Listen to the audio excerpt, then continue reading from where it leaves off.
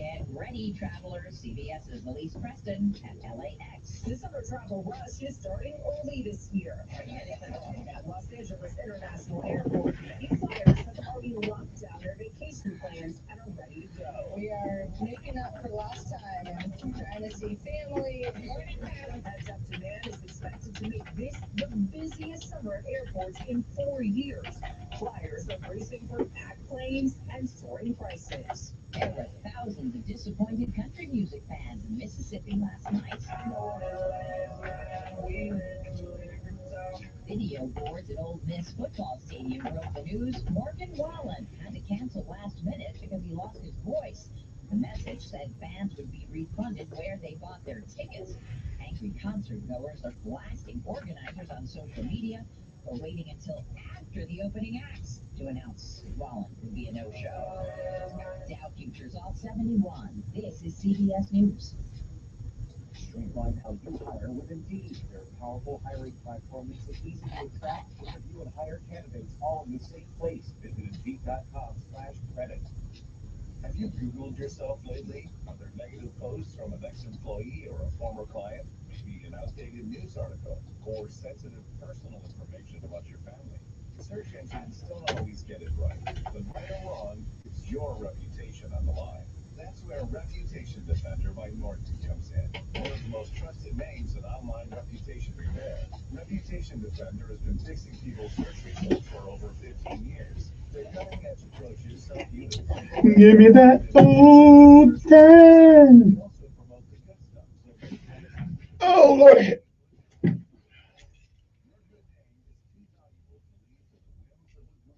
Oh, it's BPT time today.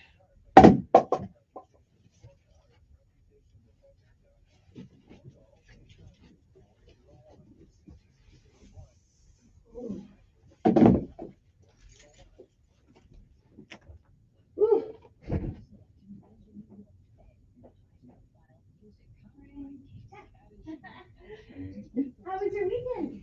Okay, no complaints. University is right here.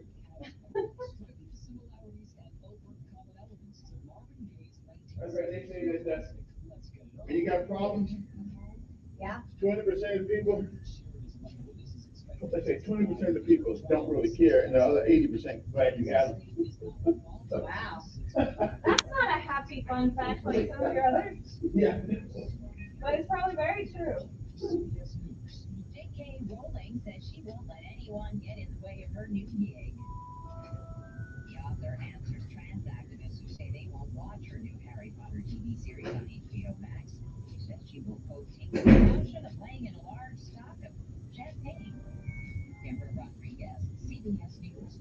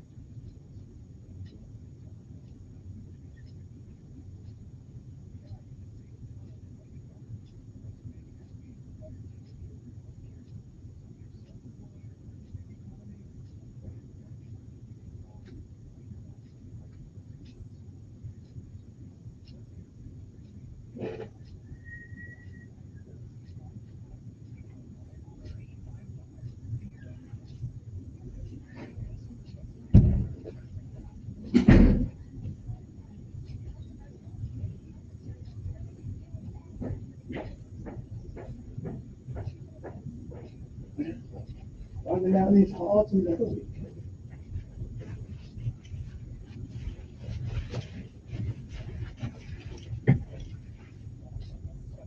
About allergies, viruses, mucus, and germs, and the device will help you treat them. But what do other people say about the device? Like Haley, quote, device is the best thing I bought. I love it. My nose feels so clear now and I can breathe. I've been struggling with a stuffy nose for weeks. I bought the Bob and it's amazing. For this one, I use Device every night. Could not imagine life without it. I have 5 cats, and before I found Device, I was a fraud mess. Now I can so much better. Those who have over 100,000 online reviews praising Device. All natural solutions trusted by over 3 million people to help you breathe better, sleep deeper, snore less, and stay healthier without drugs. Device is available at Walmart, CVS, Walgreens, Target, Rite Aid, and online. Navage, N-A-V-A-G-E, clean nose, healthy life. Trustworthy, consistent, reliable, the best at what they do. This is what customers are saying about Jani King, the king of clean. From office buildings to schools, healthcare facilities, and stadiums, our local franchise owners provide the same quality clean at every level. Let us put our 35 years of experience to work for you. Go to JaniKingCleans.com now. That's JANIKING Cleans.com. Franchise opportunities also available at JaniKingCleans.com. Inflation is nothing more than legalized theft, because with every new round of money printing, the value of your 401k or IRA is decreased through the dilution of the money supply. Hi, I'm Dr. Ron Paul, and while you can, I highly recommend you consider physical gold for your retirement account. Why? Because gold provides real wealth preservation that can withstand it. Even better, with a gold IRA from Birch Gold Group, you pay no penalties or taxes when you transfer your current. Learn more, text the word HEDGE to 989898. My friends at Birch Gold Group will send you a free info kit on Gold IRA. Birch Gold is the only gold IRA company I trust. So text HEDGE to 989898 to request your free info kit right now. He's the voice of the conservative millennial. Ben Shapiro. The Ben Shapiro Show, tonight at 8 p.m. on News Radio 1440. Depend on it. And what do we do? Your WSFA First Alert Weather Forecast on News Radio 1440. Sponsored by AC by LeQuire. AC by LeQuire is celebrating 40 years of comfort. They've proudly serviced the river region since 1983. Contact them for your heating, cooling, and plumbing needs. Visit acbylequire.com for a list of services and offers today. That's acbylequire.com. License number 84417. Skies will start pretty cloudy this morning, but by this afternoon will turn partly cloudy. Temperatures up to around 73 degrees this afternoon. That is certainly below average, but for late April, not bad. We will take it. Cool tonight, upper 40s under mostly clear and partly cloudy skies. We'll have partly cloudy skies again on your Tuesday, upper 70s. Showers and storms are possible Wednesday with a better chance on Thursday. That's your First Alert forecast. I'm meteorologist Tyler Seabury for News Radio 1440. Montgomery Skywatch traffic brought to you by Sons Automotive. Family owned, family driven on News Radio 1440. Good morning, Montgomery. Right now, things are looking good. Your Monday kicks off with no major problems or accidents. Interstate systems moving into the Tri-County area from Clanton, Auburn, and Greenville. No problems on 231 south out of Wetumpka, north out of Troy. Keep listening, and we'll keep you posted. From a simple patient transport to life and death situations, Haynes Ambulance is there for you both on the ground and in the air. Haynes Ambulance, ready at a moment's notice. Buckle up, it's the law. For Montgomery Skywatch Traffic, this is Major Delay. Good morning, I'm Bethany Davis in the WSFH 12 newsroom. It's been more than a week now since 4 people were killed. Another 3 dozen were injured in the Gainesville mass shooting. Today, a funeral ceremony will take place for Bill Dowdell, one of the victims in Gainesville High School auditorium. Services for 2 of the other victims, Mosiah Collins and Shantia Smith, will be held in the coming days. 5 of the 6 suspects charged in the Gainesville shooting will make their first court appearance tomorrow for an Aniyah's law hearing.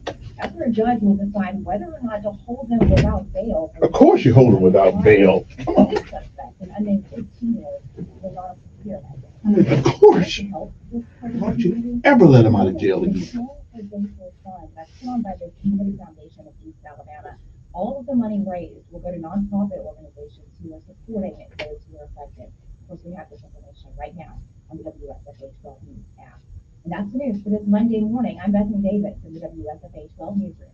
Spring is sprung. From mowing and mulching to planting and hauling, tackle any job that comes your way with quality John Deere equipment from SunSouth. And during our spring sales event at SunSouth, save more on our great selection of John Deere tractors and mowers with store-wide specials and financing as low as 0.9%. So why wait another season to do more on your property? For quality John Deere equipment, come see us during our spring sales event at Sun South. Equipment for those that do. Hey, do I grown? Treat them grown. If you own a small to medium-sized business that kept employees on payroll through COVID, you may have a big cash refund waiting for you. The Employee Retention Credit is a tax credit of up to $26,000 per employee. And now, more businesses than ever qualify. The experts at RefundsPro.com specialize in cutting through the red tape of qualifying for this government program. Most of their refunds are over $100,000. Even businesses that have received PPP funds may be eligible. And there are absolutely no fees unless you receive a refund. So there's no reason not to apply. If your business experienced shutdowns, limited capacity, supply chain challenges, or reduced revenue due to COVID, you likely qualify. RefundsPro.com has already helped hundreds of businesses. So don't lose the refund you're owed by missing the deadline. Get started today with a free 5-minute questionnaire at RefundsPro.com. That's refunds with an S, pro.com. The Venture X Carpenter To our Capital newsroom, One. police have charged both a student and a teacher for a fight at a Rocky Mount High School that was posted on social media earlier this week. The fight happened on Monday in the classroom. Xavier Steele, a substitute teacher, was charged with a simple assault, as was the student through juvenile. Hey, morning. Did you get the door from Melissa? Yes. You're all right. Contact the teacher with the Inflation two is ending nothing up more in a than fight on legalized the theft. floor of the classroom. I'm Dr. Steele was Ron on top of the Paul, girl and during the Missouri video. Will The by teacher highly was released on a recommend written physical promise therapy to retirement appear in plan. court. To learn more, text the word safeguard to 989898. Don't blame the teacher. Whoop day. Whoop that head. Y'all want to be grown, so let's treat you like you're grown. Bam! Yeah, so I'm feeling motivated this morning. Join Sean Woo! Hannity Sundays at 3 p.m. for the Encore Show. Chinese, the Russians don't fear Joe Biden. On News Radio 1440. Sometimes you All right then. refocus on your day. All right, it's time to wake up. Time to go to work. And change the focus from the To get the job done. This is Decisions. Last week of April.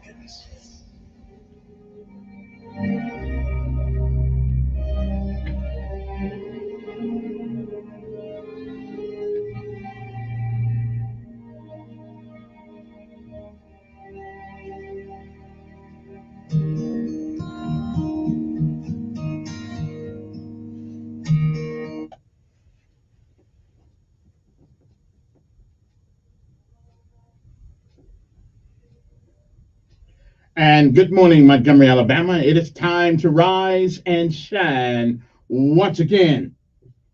For it is once again, once more, you're on top of the ground and the ground's not on top of you. Good morning to you. I'm Kevin Elkins, and this is News Radio 1440. It's time to rise and shine, and it's time for our daily bread. A word from on high, something that'll change your perspective. I'll give you a new one. Either way, it's good for the soul. Good morning.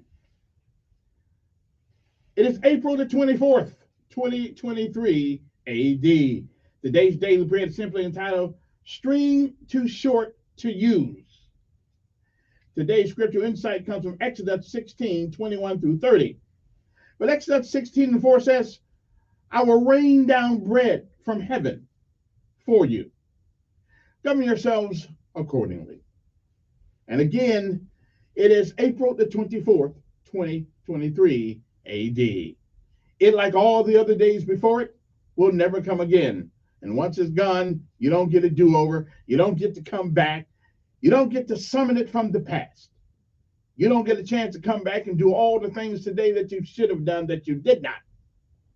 But more importantly, you don't get a chance to come back and undo the things that you do.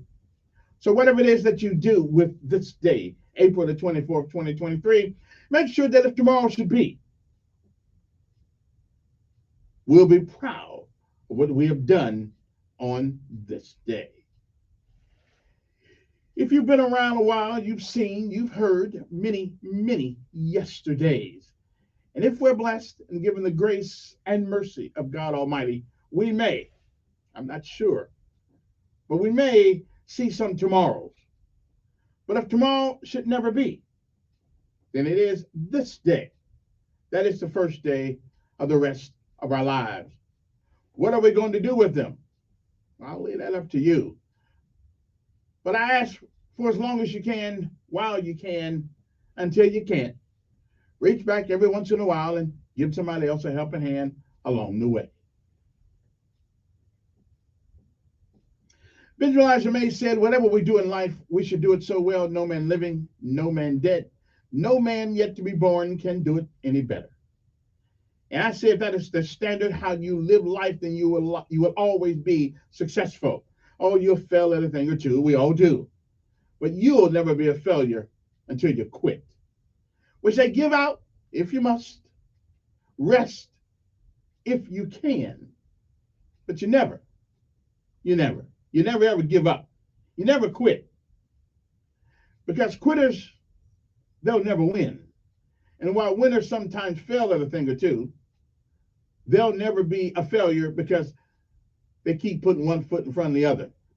My mother said, nothing beats a failure but a try. Keep putting one foot in front of the other. Don't ever give up. Don't ever give up. Because when you do, you see a laughter from heaven that says, you think I can handle that? Watch me. Good morning to you. It's time to rise and shine. And no matter what happens this day, remember, it is a great day to be alive. Yes, it is. String too short to use. That's our daily bread for this day, April the 24th.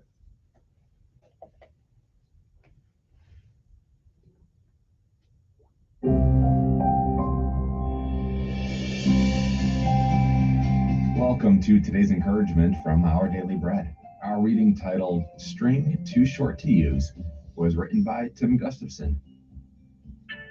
Aunt Margaret's frugality was legendary. After she passed away, her nieces began the nostalgically bittersweet task of sorting her belongings. In a drawer, neatly arrayed inside a small plastic bag, they discovered an assortment of small pieces of string.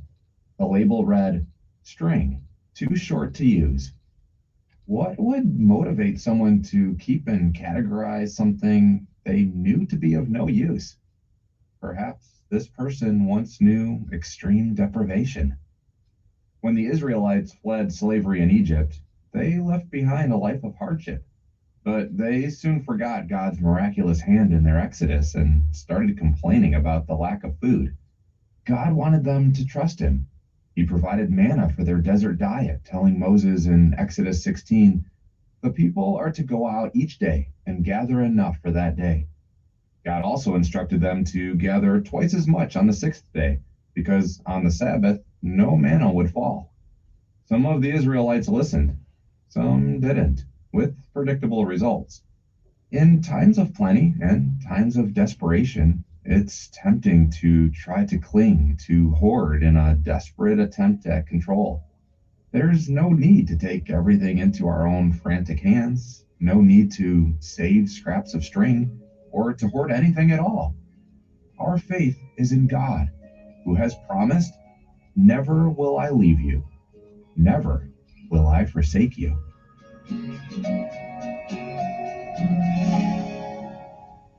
Today's Our Daily Bread devotional scripture reading is from Exodus chapter 16, verses 21 through 30.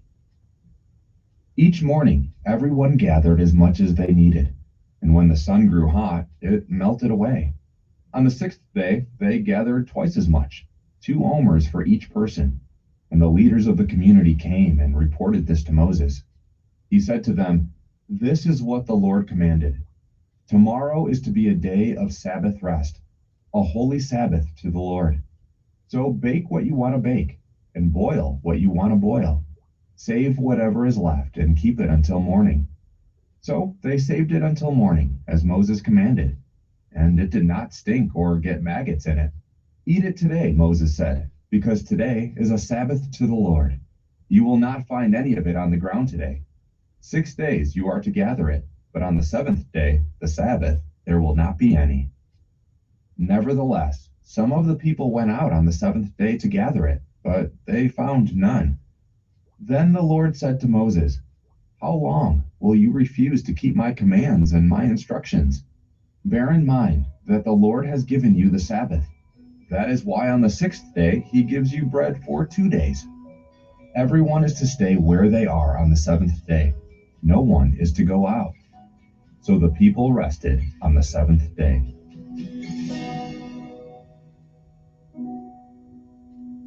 Let's pray.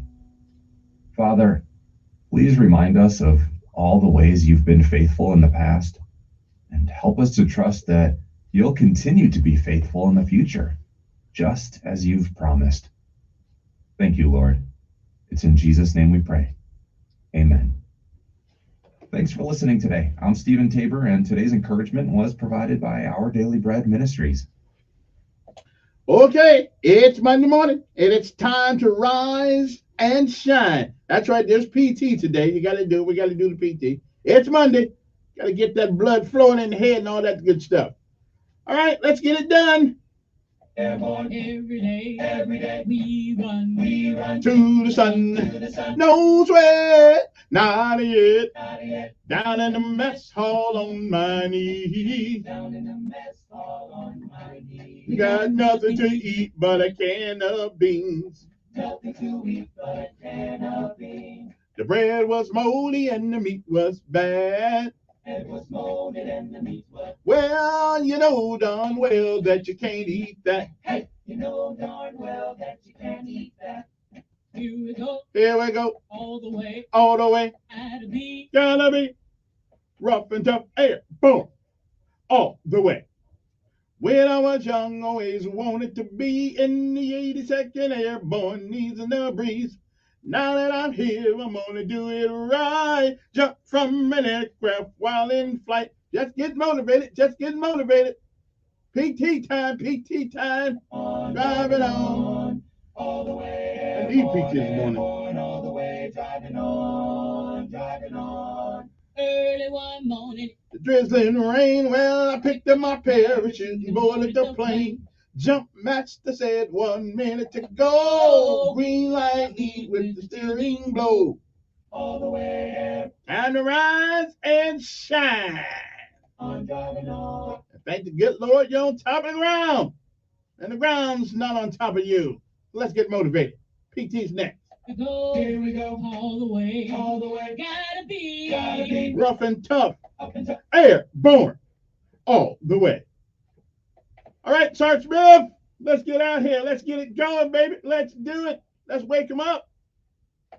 Oh, all right, I got to do it. Oh, okay. There we go.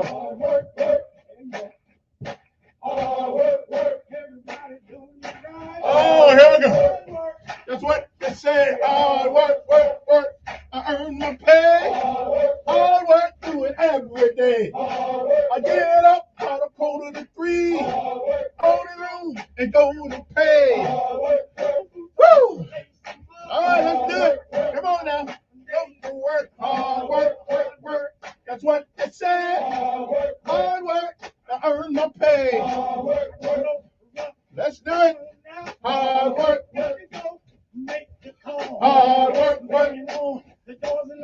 Hard work. Let's go to work. Hard work. That's what they said. Hard work, I earn my pay. All right. Let's do it. Hard work. Hard work. Hard work.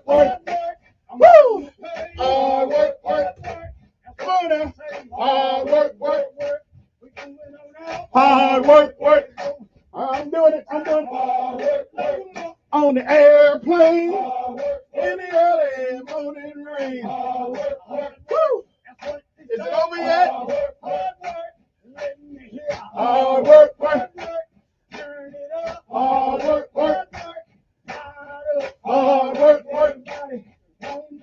Hard work. Sit them on down. All right now. Woo! Is it over yet? Come on now. Hard work. I earn my pay. Okay. I ain't gonna quit. I'm gonna keep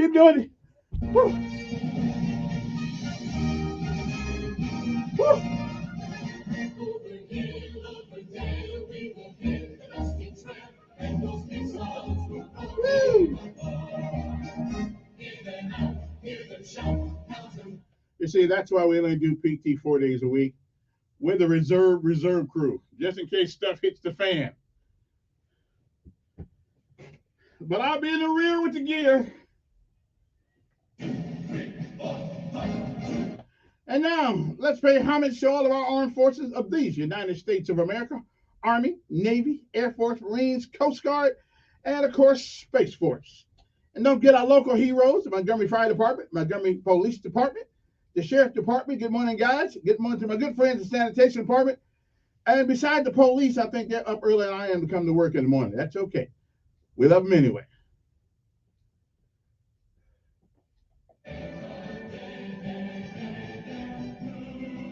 Well, maybe radio don't work out. I can always get a job in the sanitation department.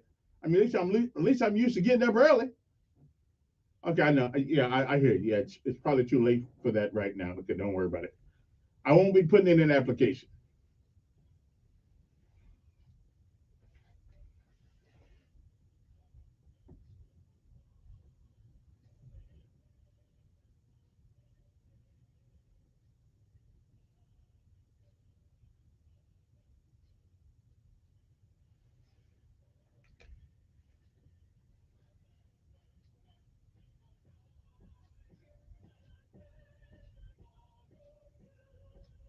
Oh yeah, I forgot the maintenance department too down there. Got to say good morning to those guys. We don't want to disrespect anybody. You know what they say? When you got problems, 80% of the people don't care, and the 20% wish you had more. Oh, those ain't friends.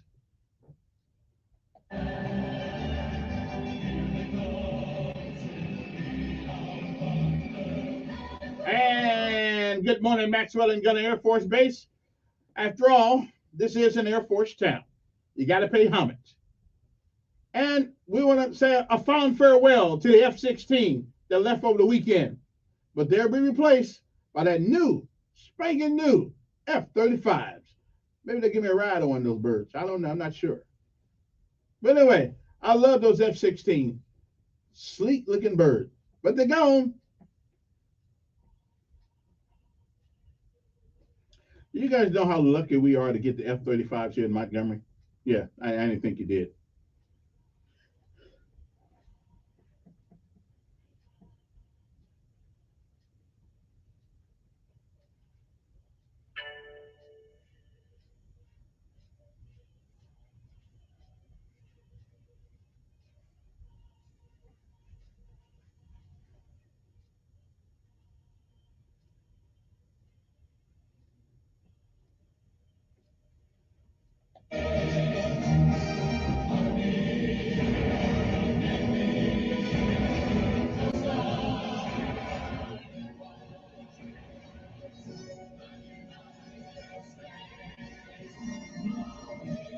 That's right, the only place in town where our servicemen and women are celebrated each and every day. Good morning to you. Hey, because I listen, I know what it's like to get them, sitting there having a good time over the weekend, come to work the next day, you're on a plane headed someplace else, don't know if you're ever coming home. I got you. I feel you. I know what that feels like. Yeah, I know what it's like to work weekends and holidays and no days off. And sometimes you don't even get paid when the Congress and the Senate can't get together and the president can't get together. You know who don't get paid? We don't get paid. But can we quit? No. Can we say, well, listen, you don't pay me, I ain't work? No, you can't do that. Now, civilians can do that, but the military can't. We can't say, well, where's my check? No. You can't do it. So you see, military people bear certain responsibilities that civilians don't. See, I'm just saying, when it's like we don't get paid, no, we can't do that. We cannot say, well, look here, until the check hits the bank, I'm not hitting the tank. Okay. And then next thing you know, you'll have some guys in the green uniform they used to have old boots on, white boots on, and all that stuff with handcuffs, ready to put your butt in jail. That's just the way it goes. Okay. Anyway, you don't join the military so you can get paid, baby. That's part of the benefits, but you join the military so you make somebody else pay. That's what I'm talking about. Just in case they get this thing in their mind that they're tougher than we are. Oh, so I don't really know anymore. You got I'm gonna leave that one alone. I'm just gonna leave it alone. Anyway, good morning to you. It's time to rise and shine. 6:32 in the morning. We'll come back with our lessons of life. But at first, how I got a part for it. Says how I went from a drug dealer to a gourmet chef. Whoa. Now, I will tell you one thing though. It would seem like to me that if he probably should have took the gourmet chef thing first. You know what I'm saying? And then he wouldn't have to deal with the drugs. But hey, we all do things wrong. We all do things backwards. Sometimes. I'm just saying. You might want to think. Okay. It is a great day to be alive. One day above the ground and the ground's not above you. So we'll be back after these messages.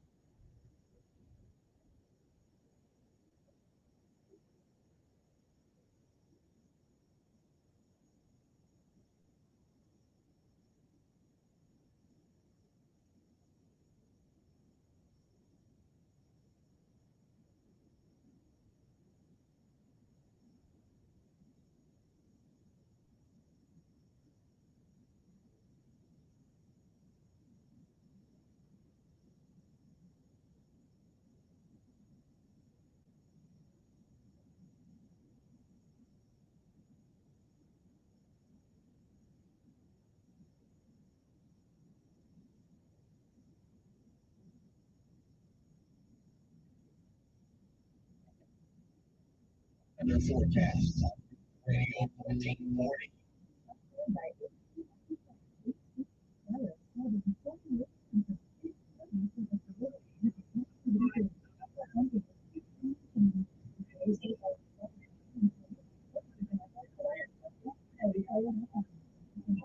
Good.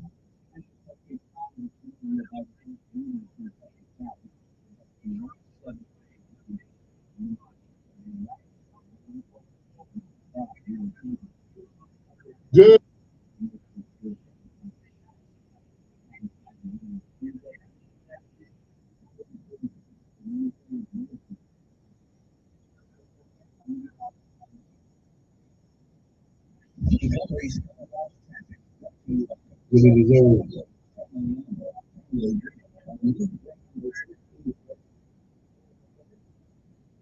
Yeah, that's what you get.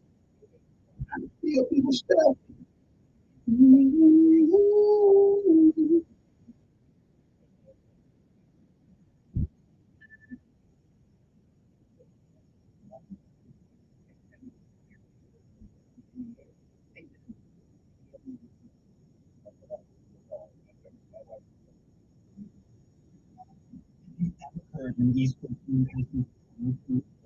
Ministry.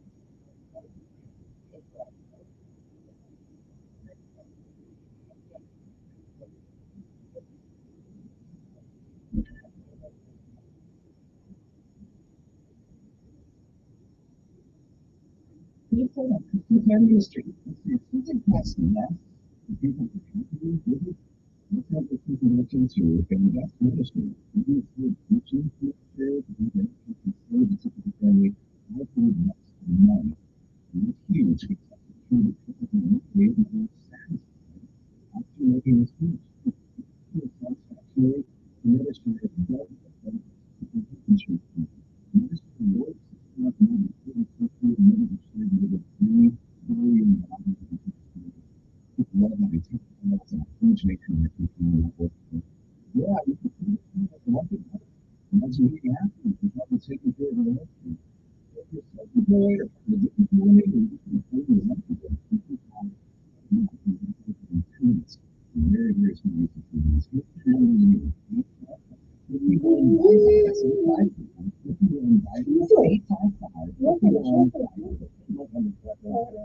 I'm doing housekeeping right now. Housekeeping? That's right. If you have a dime and a little time, we'll get you doing housekeeping. Doing housekeeping.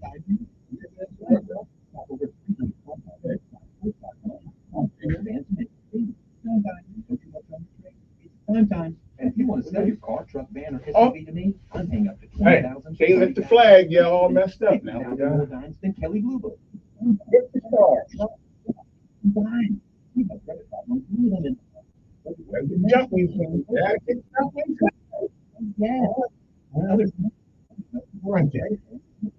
Anything else? Yes, that's it. Visit Budget Car Sales at 61 Mendel Parkway or 508 or online at buybudgetonline.com. Where did I get this from?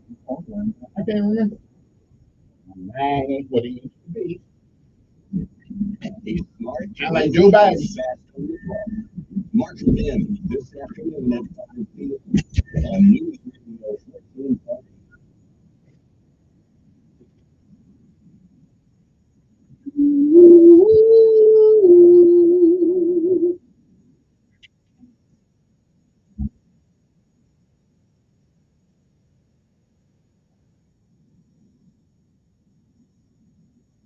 Oh yeah. Good morning, everybody. Hope to stay finds you well. All right, let's go.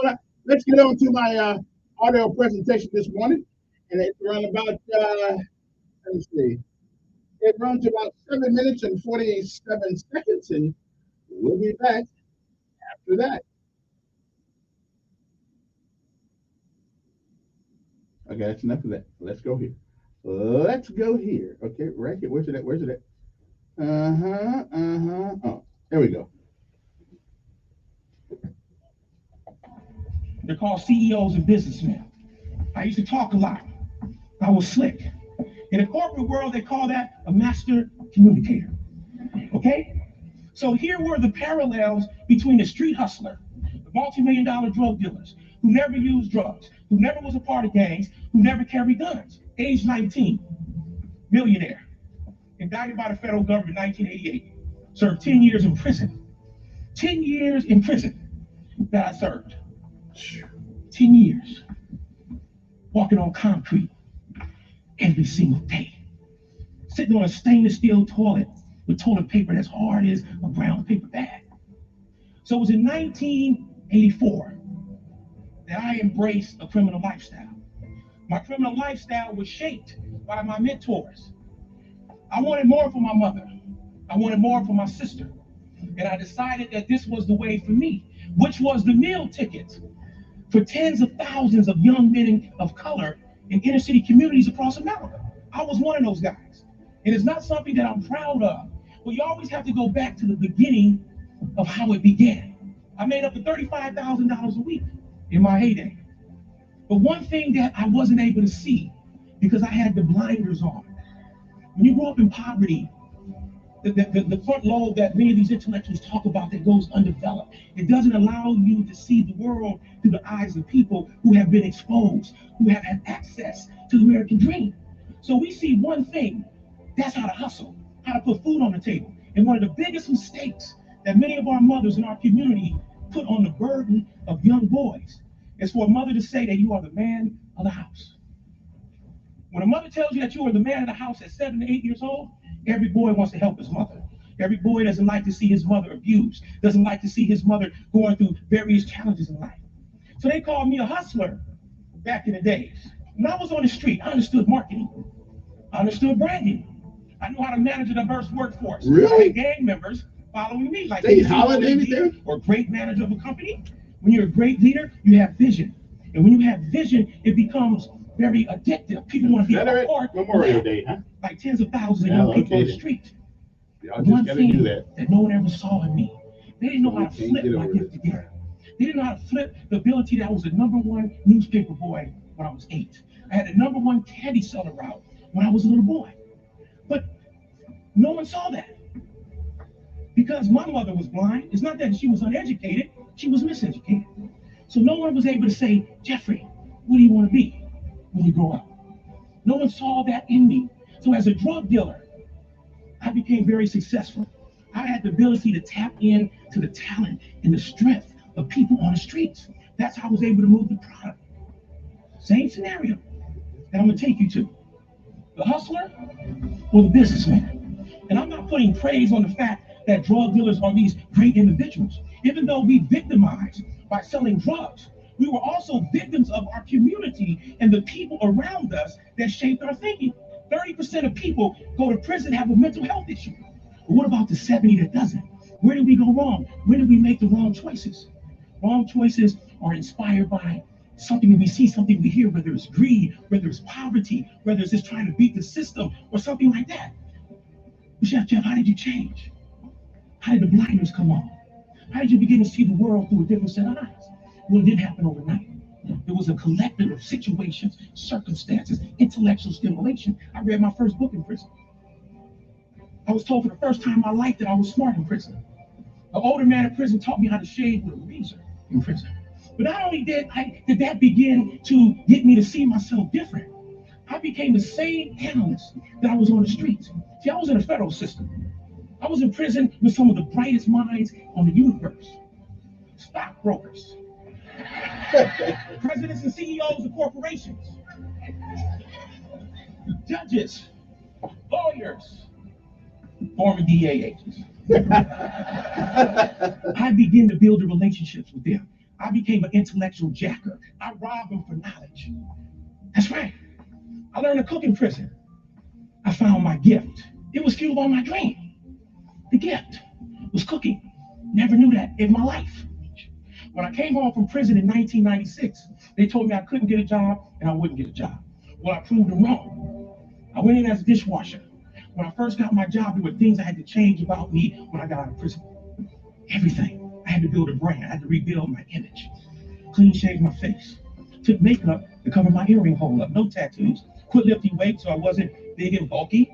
I got my teeth fixed. $2,600 grill. Because I understood the importance of a smile. I even had to straighten up the way I walk, because I still walk cool sometimes. So this is how I used to walk. So I had to get my corporate swag down, right?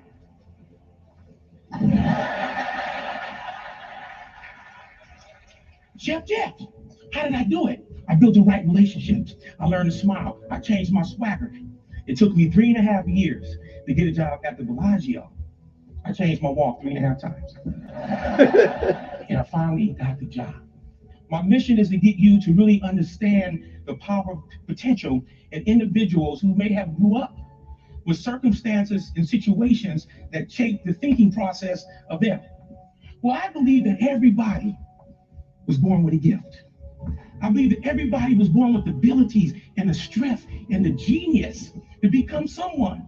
The reason why we're successful in here, because we discovered that. We unleashed that. But there's so much talent in the hood. There's so much individuals out there who are smart, who are forward thinkers, but they were using that intellect the wrong way. So I was always a genius, like so many young people who make poor choices. But it took me years to realize that. Transformation.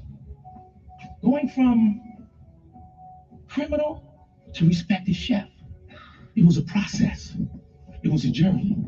And I knew in order to be the best chef in America, I had to go amongst the best chefs to learn, to study, the transformation. We talk about leadership. We talk about diversity.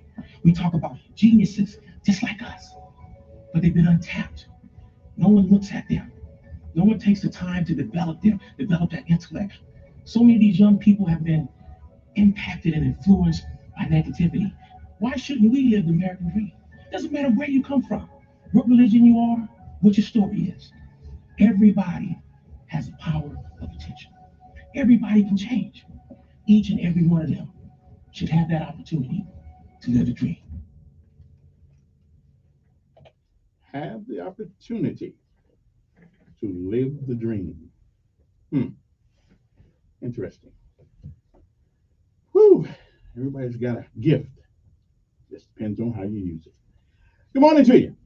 I love that story right there. To go from a drug dealer to a world-renowned chef.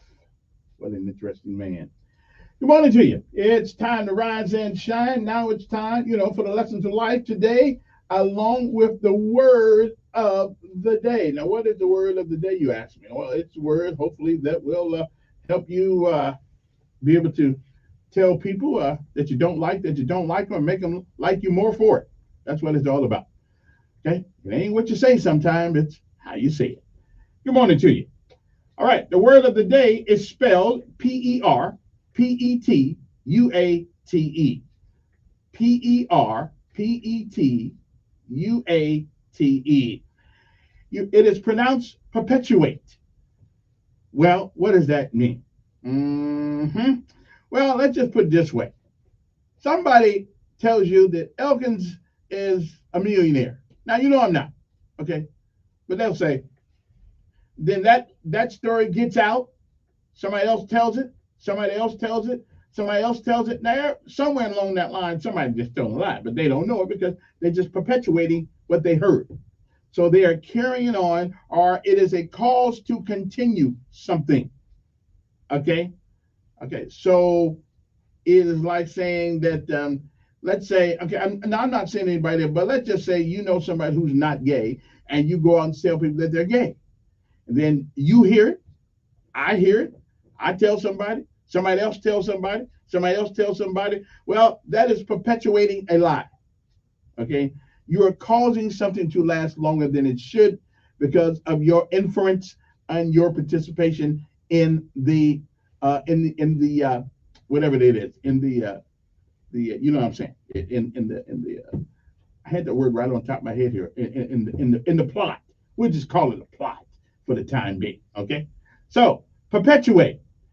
It is the cause to continue or prevail. Okay, like somebody said, you're the dumbest guy in the classroom. Well, you may be, but again, you may not be. But you've heard it so often until you think that the perpetuated lie is right. So you give up. Don't believe what other people say. Okay, so I'm saying, so perpetuate. So stop that perpetuate. And like this Confederate holiday today.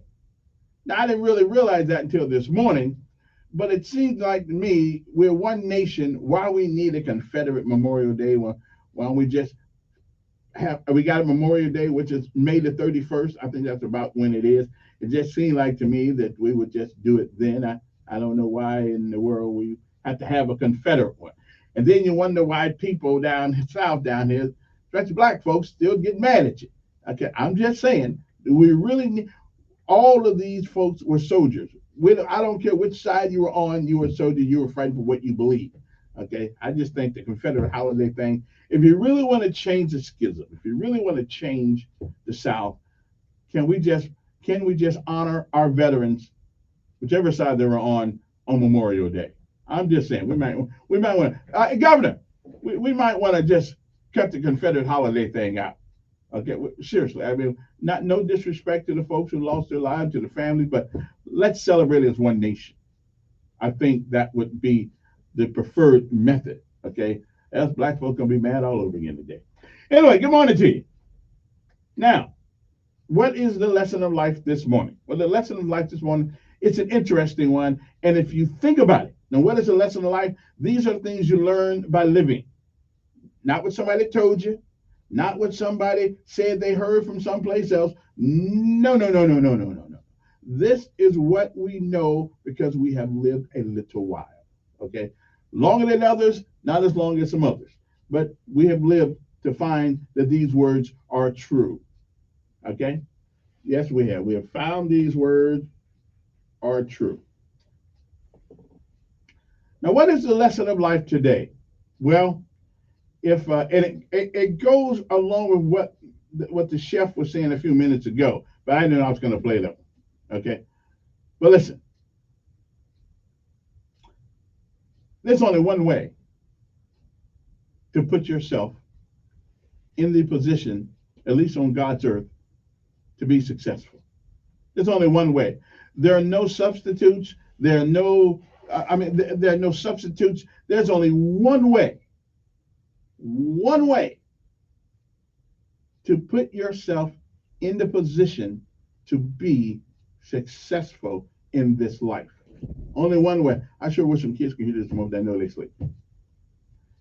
Let me tell you the way that won't get you there. That's wishing. Wishing you were something never made you that which you wish for. There's only one way to put yourself in the position to be successful. And wishing is not it.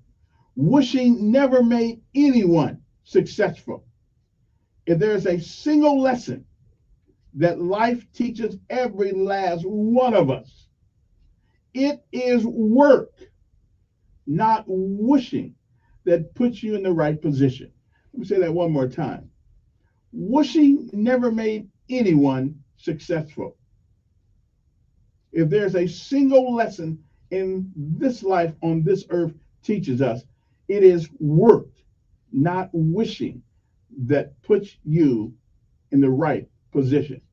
And even hard work won't guarantee success. But I will tell you one thing, not working will guarantee failure. So think about that today as you traverse the highways and the byways. Wishing never made anyone successful. If there's a single lesson that life teaches every last one of us, it is work, not wishing, that puts us in the right position. So remember that as you go along the day and be prepared to put in the work. All right. It is April the 24th. It is the 114th day of this year. There are 251 days left in the year. Believe it or not, we are counting down. April the 24th, 1980, the United States launched an unsuccessful attempt to free the American hostages in Iran, a mission that resulted in the death of 8 U.S. servicemen. And to their families, I was now I'm not trying to make myself important because I wasn't, but I was with the Rangers that day, and they were talking about going to that place. So but they changed their mind, I guess, and didn't send us. But maybe we should have went anyway. But that's above my pay grade. Anyway, so I remember that day. I was kind of scared. I had on all this makeup and camouflage and all this stuff. I was ready to roll, baby. But yeah, that's because I was young. Didn't know where the hell I was going. But anyway, I was in my 20s, so I was full of vinegar and the rest of that stuff. But anyway, I remember that day. I remember that day. I remember that day. I didn't go. I'm glad. But I was prepared to go. If the man said wheels up, I was going to be on the bird. 1800. In the year 1800, Congress approved a bill establishing the Library of Congress. In 1877, federal troops were ordered out of New Orleans, ending the North post-Civil War rule of the South. 1915, in what's considered the start of the Armenian genocide, the Ottoman Empire began rounding up Armenian political and cultural leaders in Constantinople. The year was 1916. Some 1,600 Irish nationalists launched the Easter Rising by seizing several sites in Dublin. The rising was put down by British forces 5 days later. The year was 1932. In the Free State of Prussia, the Nazi Party gained a plurality of seats in parliamentary elections. In 1967, Soviet cosmonaut Vladimir Komarov was killed when his Soyuz 1 spacecraft smashed into the Earth after its parachute failed to deploy. If you ever get a chance to see what it looked like after that thing came coming down that fast, you might want to. Well, it's a sight. Saw it. Properly re-entry. He was the first human spaceflight fatality. In 1970, the People's Republic of China launched its first satellite, which kept transmitting a song, "The East is Red." Okay then. 1990, the Space Shuttle Discovery blasted off at Cape Canaveral, Florida, carrying $1.5 billion Hubble Space Telescope. It's actually still working up there, unless they're lying to us and it's in Hollywood. It's still working. 1995, the final bomb linked to the Unabomber exploded inside the Sacramento, California offices of lobbying group for the wood products industry, killing chief lobbyist Gilbert B. Murray. Theodore Kaczynski was later sentenced to 4 lifetimes in prison for a series of bombings that killed 3 men and injured 29 others. In 2003, U.S. forces in Iraq took custody of Tariq Aziz, the former Iraqi deputy prime minister. China shut down Beijing hospital as the global death toll of SARS surpassed 260. In 2005, Pope Benedict XVI formally began his stewardship of the Roman Catholic Church. The former Cardinal Joseph Ratzinger said his installation homily that was pontiff, he would listen to the will of God in governing the world's 1.1 billion Catholic. Last but not least, in 2013 in Bangladesh, a solidly constructed 8-story commercial building housing garment factories was collapsed, and more than 1,100 people were killed. And that is some of the things that happened on this day. I'll come back and finish my tirade next. But right, we gotta go to a break. Okay, I'm just saying. And it's a holiday, huh? Confederate Memorial Day. We just can't get it right. We just can't have one Memorial Day for everybody. That's why black folks still mad. Come on now. Day 12 News Update on News Radio.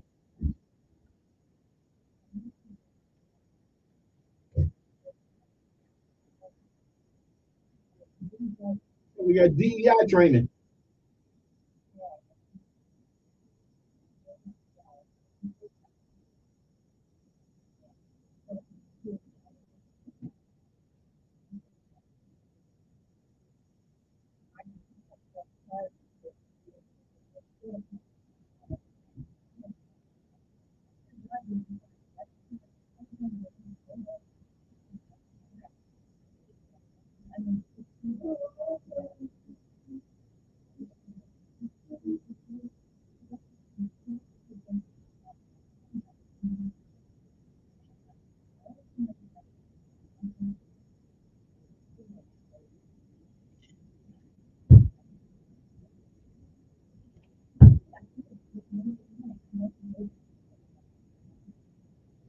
News Radio.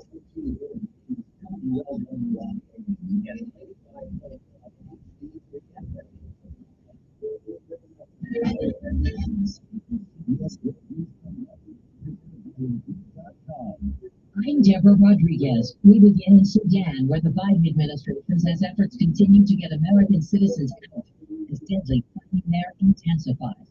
Correspondent Kevin Foreman has our top story. Well, American diplomats and others were airlifted to safety. There are thousands of American citizens that live and work in Sudan. The vast majority of them are dual nationals. The National Security Council's John Kirby on CBS Mornings said other Americans working for the U.S. government are making their way out by land. The United States military is providing overwatch to unmanned assets to watch over that convoy to make sure that we're able to see whatever security problems they might face. The U.S. is also looking at putting naval assets in the Red Sea near Port Sudan to help with any further evacuations. Here in the U.S., a Florida prosecutor has ordered an investigation after another apparent wrong turn shooting. Earlier this month near Fort Lauderdale, a couple says a homeowner fired at them after they mistakenly turned into the wrong driveway to make a late-night Instacart delivery. One of them, Diamond Darville, explaining, I seen him pull out the gun and he had clicked it back. So then I was you got to go. The shooter claims he feared for his children's safety after they ran over his foot. The couple denies that. Jury selection begins today in the trial of a truck driver accused of shooting 11 Jewish worshippers to death at a synagogue in Pittsburgh. Tree of Life Rabbi Jeffrey Myers. We must not permit one day out of 25,993 days to define us. It was the deadliest anti-Semitic attack in U.S. history. Kim Potter, a white former police officer who killed black driver Dante Wright during a traffic stop in suburban Minneapolis, was released from prison this morning. She served 16 months of a 2-year sentence. Potter claimed she thought she was firing her taser, not her gun. Get ready to say so long to Bed Bath & Beyond. CBS's Matt Piper. The chain says it will eventually close all of its stores. It's a sad day in retail. Retail analyst Bert Flickinger. Bed Bath & Beyond had to file for bankruptcy because of a series of strategic mistakes made by senior management, which is really tragic. The American Library Association has just released its report on the most challenged books of the last year. Number 1 on the expanded list of 13, Gender Queer, for the 2nd year in a row. Linda Johnson heads the Brooklyn Public Library. To do something which inhibits intellectual curiosity is like a death knell for democracy. Dow futures down 35, S&P futures off 3. This is CBS News. Hire with minimal effort and maximum success with Indeed. Their powerful hiring platform makes it easy to attract, interview, and hire candidates all in one place. Visit Indeed.com/credit. Have you Googled yourself lately? Are there negative posts from an ex-employee or a former client? Maybe an outdated news article or sensitive personal information about your family? Search engines don't always get it right, but right or wrong, it's your reputation on the line. That's where Reputation Defender by Norton comes in. One of the most trusted names in online reputation repair. Reputation Defender has been fixing people's search results for over 15 years. They're cutting edge features to help you to wipe away unwanted information in your search results. They also promote the good stuff so that it rises to the top, helping you put your best foot forward. Your good name is too valuable to leave to the whims of the Google algorithm. Take control with Reputation Defender. You can start by getting your free reputation report card at reputationdefender.com or call 800-401-6681 to speak to an expert. That's 800-401-6681. At least 6 employees were treated for smoke inhalation after a fire at Disneyland over the weekend. People were shocked when Fantasmic's famous fire-breathing dragon went up in flames. Poor dragon didn't make it. We're too strong. This is crazy. Firefighters quickly put it out as people were getting evacuated, but no one was hurt. People usually watch that show from across the river. The show will remain closed as investigators figure out what started this fire, but repairs have reportedly started to fix the dragon. Monica Ricks, CBS News. Some of those colorful lantern flies will be spreading their wings for the season soon. Make like the Terminator. Squish them if you see them. The invasive species showed up for the first time in the U.S. in eastern Pennsylvania 9 years ago. Since then, it's spread to 14 different states. Deborah Rodriguez, CBS News. When you're an innovative business, every move you trust your every day you take an opportunity. What you do, make something better, and read something new. All Dell Technologies provide give you the tools and expertise to do all of it. We believe there's a innovator in all of us.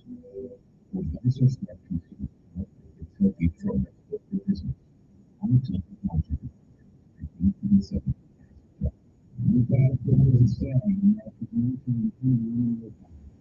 We believe the problem we are about what we do.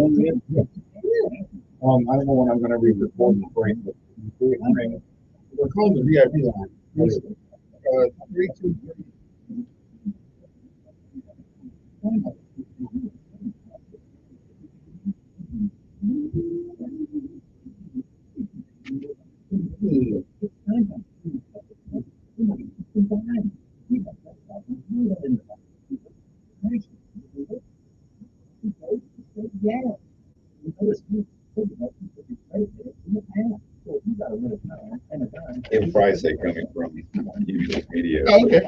323. All right, I'll call you. That'll be an interesting conversation. Yeah.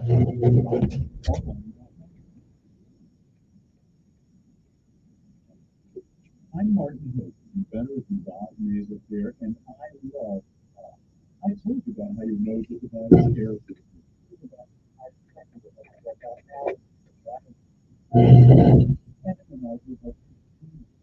What if other people say about it? Like, well, a doctor wanted me to do three things in my allergies that I've never been able to successfully use in any time. My body is a toxin product, so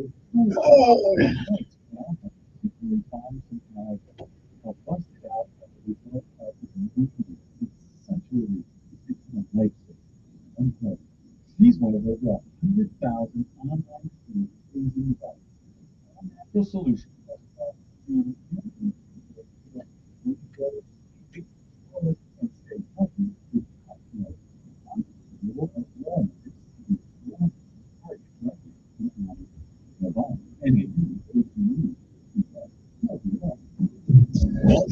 Flying City. Lightning coherently adheres live this afternoon at 2 p.m. on News Radio 1440. And we are back. Good morning, everybody. Hope this day finds you well, finds you feeling pretty good, and things of that nature. I did something on Friday that somebody got all of my case for because I opened up a can of worms right before I got off the air, and we're going to try to get. Now I told him, he said Monday, but then he said he couldn't do it Monday over the weekend. Well, hopefully he'll be here Wednesday, probably around 8 o'clock or so. And that is a local representative for a council district member, whichever one he is in. It's Mr. Pruitt, Glenn Pruitt. We're good friends. We may disagree on his desire to do what he wants to do. I understand it. I understand why he's doing it, but I do not think that the Montgomery Police Department should be used in order to, shall we say, produce more revenue for the city of Montgomery. Now, I do think we probably need to write a couple more tickets here and there because I see people running that red light, running the things all the time. That's fine. But at some point, they'll pay way more than what that ticket is going to cost them. So, but to use the police department and then pay officers $65 an hour to do that while you paying the other guy jumping into, going into fights and going in bad neighborhoods, the regular fee, there's something wrong with that. There's a little bit more danger in doing that. Although traffic stuff is one of the most dangerous stuff you can do, but I think that we probably don't want to go there. We probably don't want to go there. I don't know. I'm fine with it, but I'll tell you what he said the other day. Good morning, who's this? Good morning, Ed. Doing fine.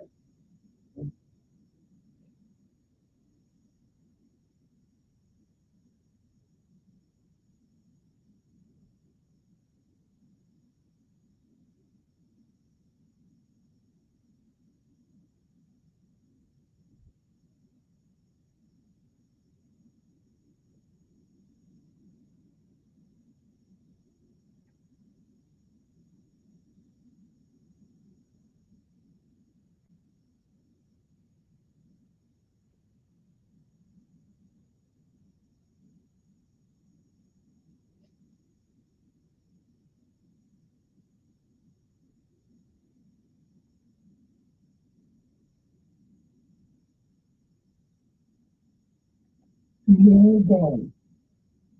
And the great name, you're gone.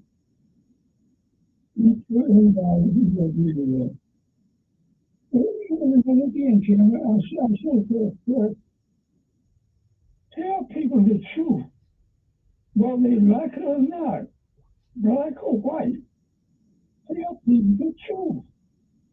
That is success. That is success. Tell people the truth. You can say, don't go along just to get along. Tell people the truth. And and saying, you know, to get my parents. Well, they're bad. All things that help the parents, all things that help. And then the other thing, you know, we always work not first, not even the Solar Office. If you got one, look at this. Because God can't do nothing for you. You turn God on and God can't do nothing for you. God is man, He make you on. Have a good day, my friend. All right, there, Ed. Okay. Anyway, it is 7:12 in the morning. You got to be somewhere by 7:30. A little while by which to get there. I'm actually waiting for somebody to call me in a few minutes here, but I think that it is going to be. But it is 7:12 in the morning. Oh, one more thing. The Confederate Memorial Day. I mean, I've tolerated it. I've been there without really getting any lather about it. But you know, if you ever want to get people together, if you ever want to, you know, we Governor Ivey, and over the weekend, Governor's secondary education, somebody like kindergarten, whatever, you know, her secretary quit, or she fired, whatever the case may be, because she stepped. What was that woman's name anyway? And I think this is part of this in line is part of the problem too. Okay, what was that woman's name? Let me see. Utah woman. The mayor met with President Joe Biden. Problem is, the only person who was there was Reed. We're going to leave that alone. Okay. Alabama Early Childhood Education Secretary resigned after pre-K book school. In a statement released on Friday from the Office of Governor Kay Ivey, the Secretary of Alabama Department of Early Childhood Education, otherwise known as ADECE, has resigned after a pre-K educator resource book was pulled by the state that contained woke agenda. In a reference sent out to the governor's communications director, Gina Manola, Ivey's administration was asked to give attention to the book, verified independently to the National Association for the Education of Young Children, developmentally appropriate practice book, 4th edition. And I think part of that problem is what we've got going on here. And listen, in principle, I agree in principle with the governor.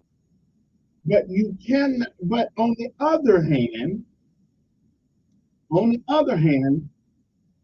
having a Confederate Memorial Day, to me, is an insult to all men and women who have died for this country. You see, how in the hell do we separate people in death? You know, so again, you can't pull one side and say, yeah, but I like this one over here. Okay, and at least, and so she said the National Educated Young People Development of Appropriate Practice, due to its content not being in line with that they claim to be the people Alabama believe and stand for. Well, we are seeing what you stand for, the Confederate Memorial Day, rather than whichever side you were on doing that whole record. Regardless of whatever side you were on in the 1800s, it seemed like to me that everybody fought for what they thought was right. And so I don't understand this wholeheartedly thing. And you wonder why people, certain people in this country, feel saying that the South is a I don't know, it's a place for people to hide their prejudice. I don't get that. I'm a soldier. Those other guys are soldiers. Whether you're on the Confederate side, whether you're on the other side, you're all soldiers. Your fault, you did what you did, what you do, because the people above you told you to. But I think it's time to get rid of this Confederate Memorial Day. Okay, I just think it is. If you want to change the attitude of people in this state and around the nation, and all of these, I don't think Alabama's the only place. I think if you want to say, let's all be a family, let's all be a family. I think you let it go. You pray to God that the people whose lives were lost and fought in that war, which is one of the bloodiest wars America's ever been involved in, you bring them into the family. You bring them into the whole family. I just think it's a bunch of persons myself. Right? Let it go. Good morning. Who's this? Good morning.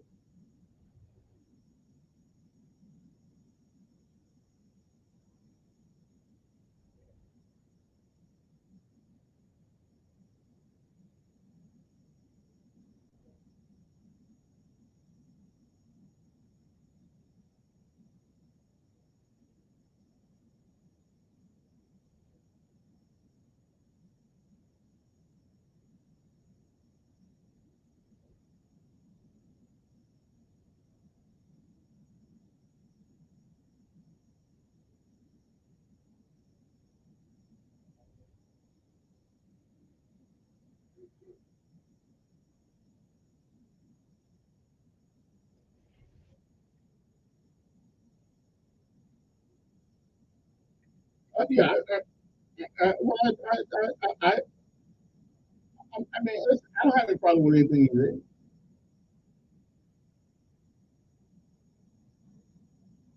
Mm,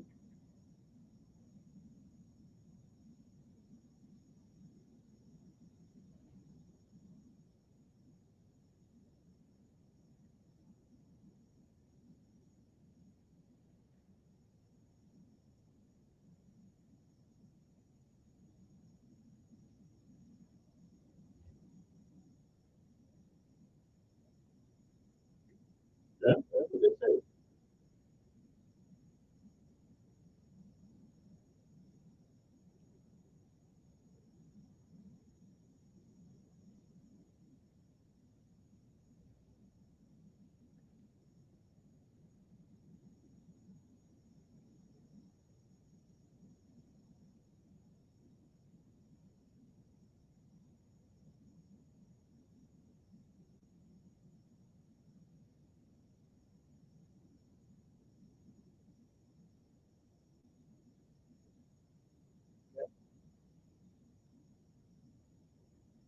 Right.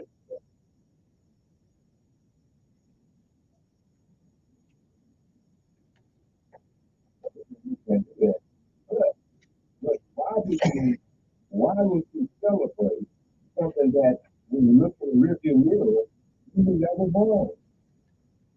You know, Well, I'm not gonna use the word wrong for that time. Well, let's put it this way. Anytime there's a conflict, right. But I don't know if most of those Confederate people joined that thing to hang black folks. I think it happened. Okay, but yeah, yeah.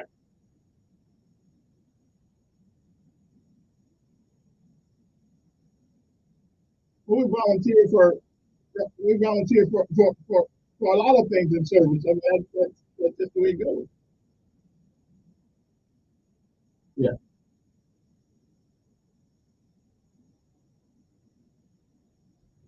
Hmm.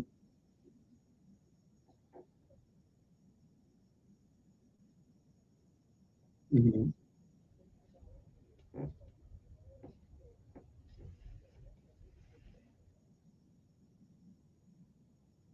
And but I'm kind of like right. But now I read a little bit of no. I read a little bit of what was it, Douglas? What was his name?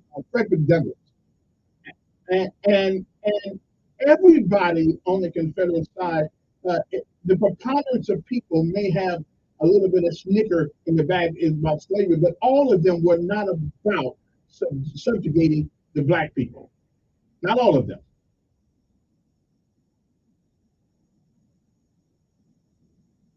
Exactly. Yeah, no, that's true.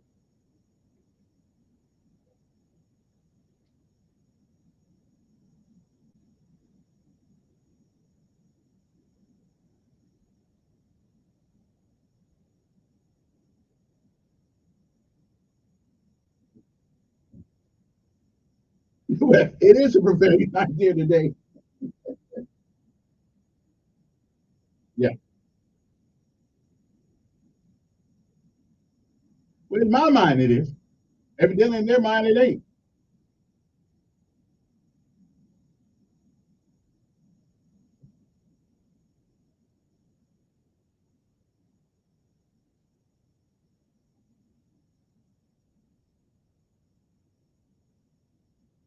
Mhm.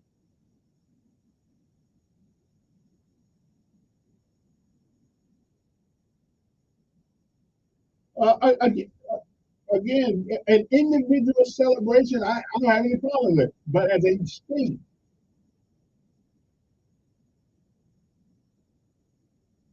mhm, mhm,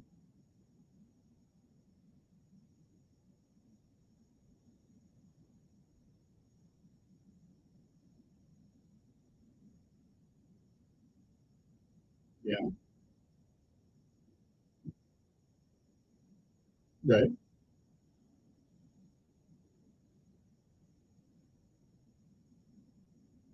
Listen. I wouldn't mind doing, but I've made calls over the. Yeah, I got you. I got you. Listen, let me.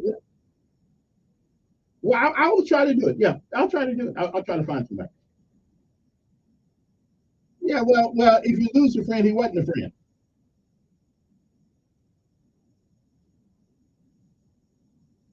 Yeah, yeah, yeah. Okay. Well, let me get. I got to go on a break, and I got to take one more call. Yeah, yeah.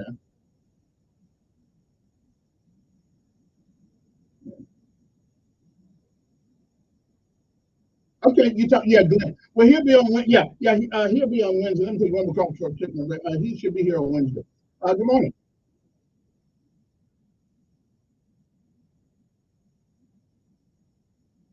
Yeah, because he's supposed to be, but they called me last night said he had to finish his job, so we're gonna bring him on Wednesday. But I'm gonna play that piece again today so everybody can familiarize themselves with what he said. All right, appreciate it. One more call. Gotta take a break for the hour. 7:24 in the morning. How you doing? Oh, who had 3 minutes? 3 minutes.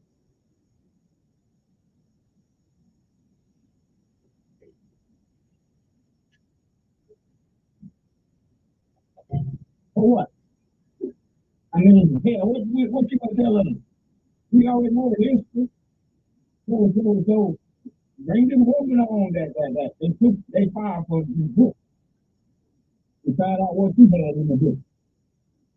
So let's come here talking about, war and all this crap. Then you turn around and tell us, we gonna go further more today. Now that is kind of hypocritical. You know, to fire her for being woke. Yeah, yeah. That is kind of. But, but here's the thing, about it. They didn't want her. They didn't want her because she did not want to be divisive thing. But then what in the hell is more divisive than a civil war? Yeah.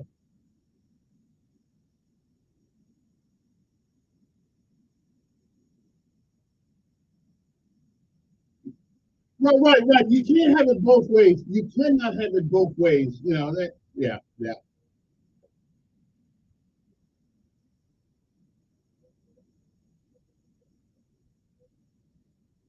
Wait a minute. I don't think Governor DeSantis' office said. Okay, wait a minute. I don't think that's what it's about. I don't think that he did not want to know about Rosa Parks. Oh, that's what you heard, but you don't know. I tell you I tell you what. Look up Governor DeSantis. I'll call him. Yeah, I'll call his office, see what he says. Yeah, I'll call him. Yeah.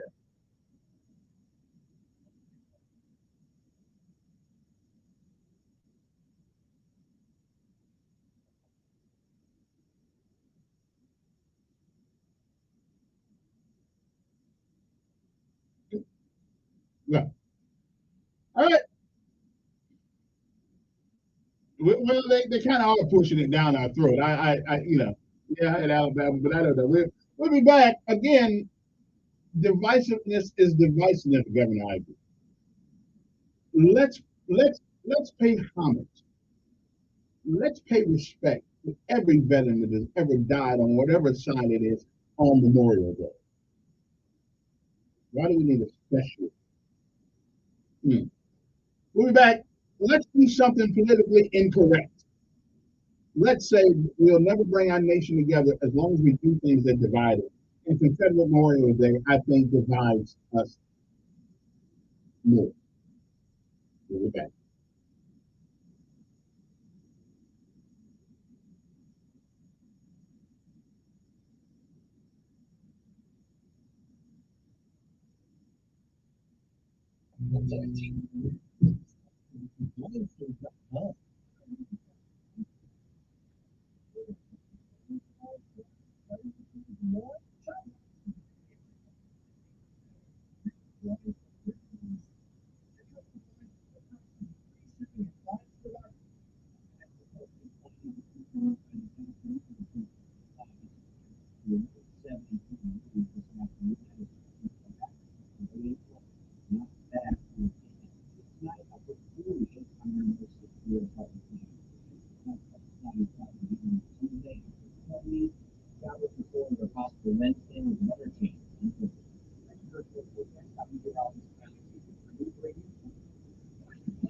Skywatch Traffic, brought to you by Sons Auto Motors, family owned, family driven on News Radio 1440.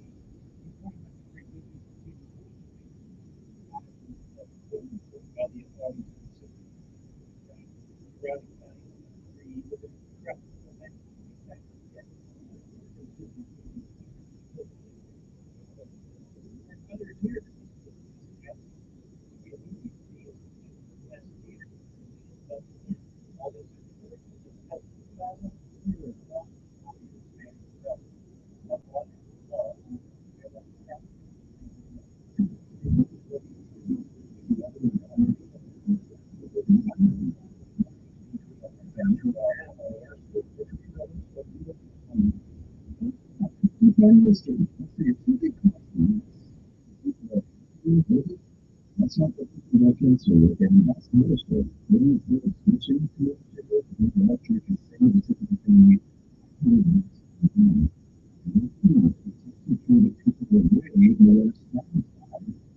making the switch. The customer satisfaction rate for Medisure is double that of the typical insurance company. Medisure is around for more than a quarter century and Medisure is $3 billion that they charge bills. People love having health. Yeah, you can see it. You like it better. Imagine you can compete with how you're taking care of the health. It's self-employed and independent, you just completely happy with it. You can call, I don't know, you get insurance. You really just need to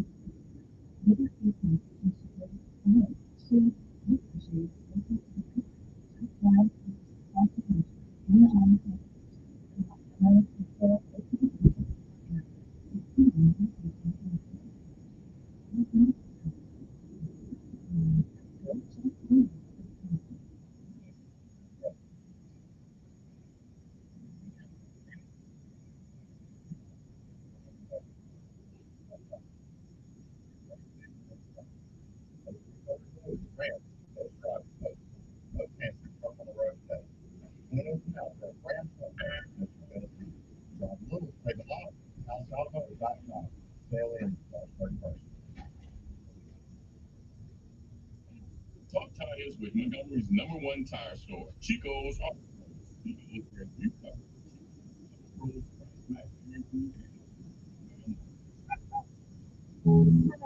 President Alejandro. Today's Teach the Kids from the American Academy of Media.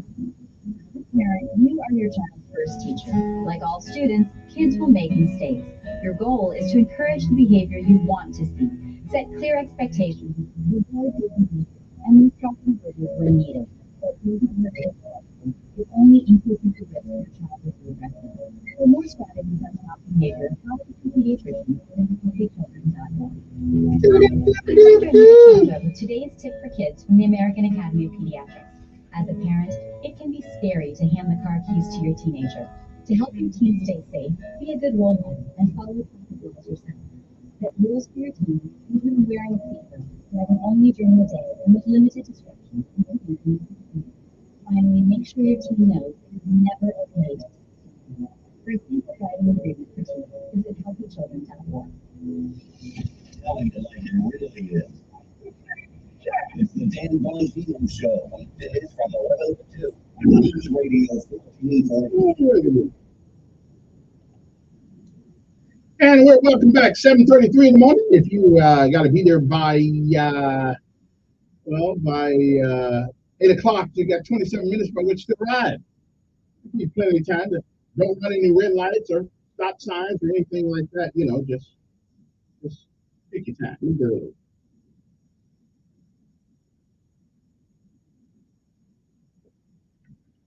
And kudos goes out to the principal at Park Crossing. I think that's the principal. I believe that's the. Isn't that the guy who said that you can't come to a prom half naked? I mean, what you do when you can't see him, that's one thing. But you don't need to come. I mean, listen. Proms used to be a classy affair. Now it looks like a striptease. I mean, come on. I don't know how some of y'all women, I don't know how some of y'all can let their daughters go out of the house in some of the dresses they have. Oh, my Lord. Like, oh, man, wish you was young again. I mean, come on. Put some clothes on your kids when they come out of, okay? My son will be wearing socks, okay, when he goes to the prom. And he'll be wearing socks. And, you know, he won't be wearing one of them skinny suits and look like a girl. He's going to look like a man. And he's going to put a tuxedo on and stuff like that. He won't be wearing, okay, skinny pants. Okay? You can't tell the difference between girls and boys nowadays looking from the back. You know, 18, 14, 14. Come on, who's this?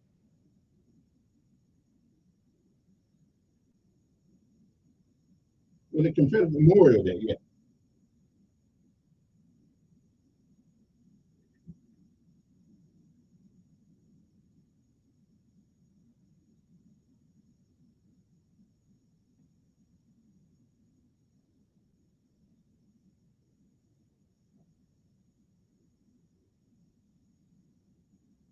Well, actually, now the difference is, and I'm just going to say, anytime family members start fighting, we want to figure out a way to bring them back together because they are family. And we had a nation, right, but we had a nation that was divided during that time, but they're still part of the American family.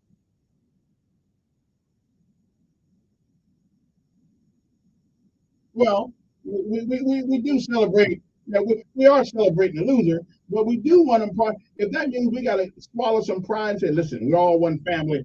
Listen, I don't have a problem with that, but they're not. They won't let you because the loser keeps celebrating, you know, what they did wrong, and I'm trying to say, can we just have one Memorial Day for everybody? Let's include everybody that died for what they thought was right. They may have been wrong because I guarantee if you go to Japan and you ask them, was the United States right in Nagasaki and Hiroshima by blasting those bombs, they'll probably say no. We celebrate the end of the war, but that war cost them. That war cost them. Yeah. I'm with you, but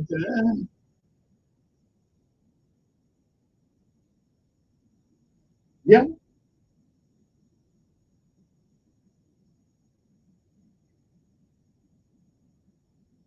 Well, yeah, you know, yeah.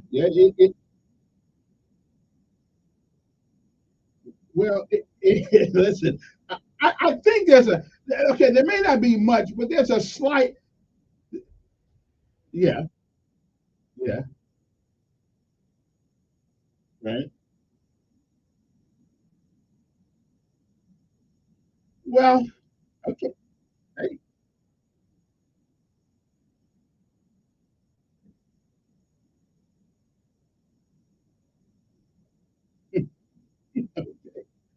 Okay. Hey, I hear you. I hear you. But okay. Okay. Yeah. I think we're gonna do with the Confederate Memorial. That's just me. Good morning, young man. Yeah.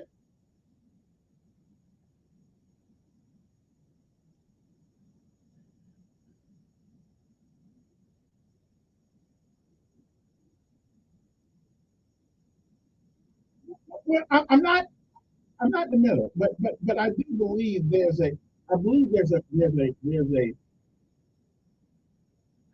well well now that's a good, there are a lot of things I wanted to die for.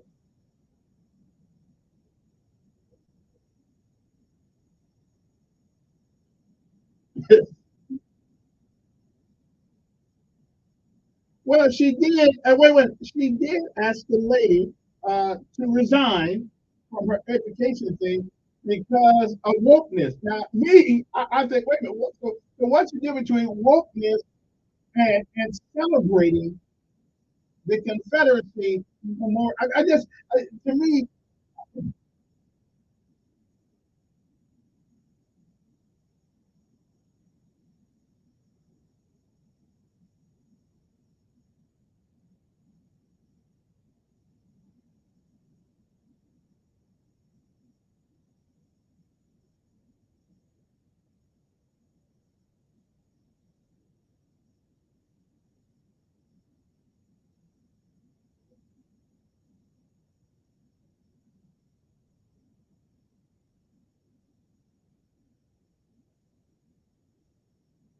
yeah,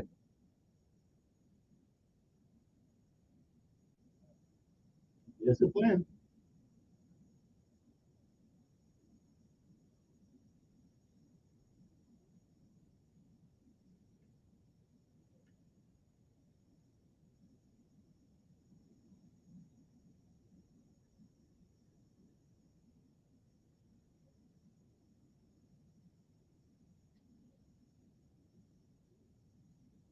Right? But now Lincoln also said if slavery would have kept us together, he'd have been for that.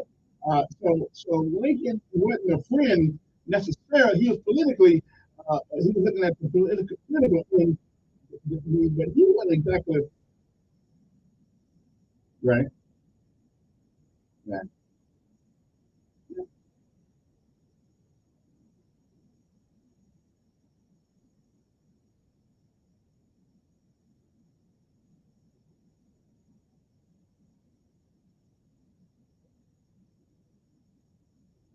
Mm. All that dust. Yeah. Yeah.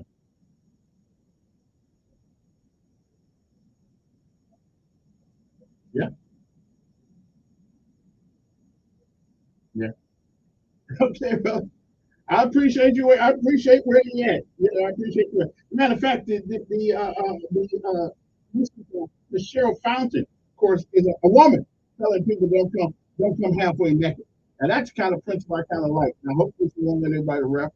She's not letting everybody run the school over there. I appreciate her. But, you know, if you don't have trash, you look like trash. Okay? You just do. Remember my motto? Okay? Show some class. Okay? Pick up the trash. Do the same thing when it comes to farms and things of that nature. Don't look like trash. Okay? If you have class. That's what I'm saying. Are the farms all over there? 7 foot. Okay, I got to take one more call. I got to say, who's on here? No longer than that. There he is right there. There he is right there. Good morning. Who's this? Pretty good.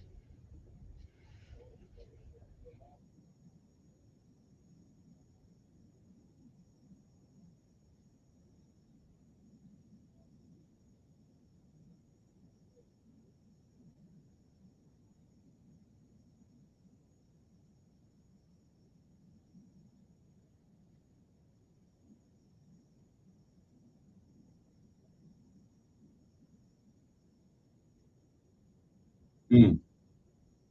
Okay.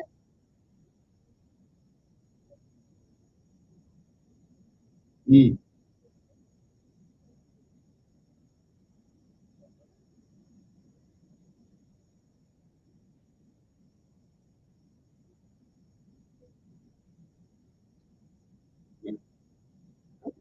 And again, the fact that there's a group of people in this country, especially down south, who feel that way, why not?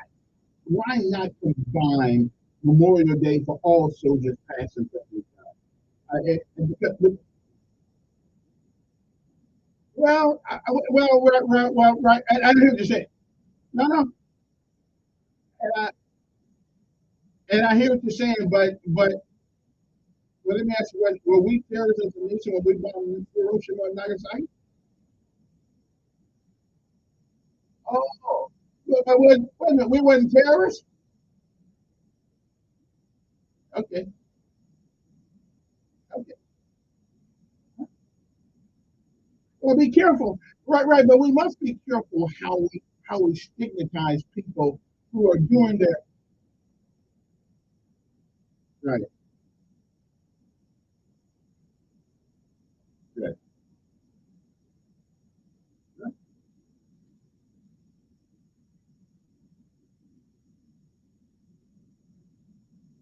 Okay. Right. Right. Appreciate it. Really bad.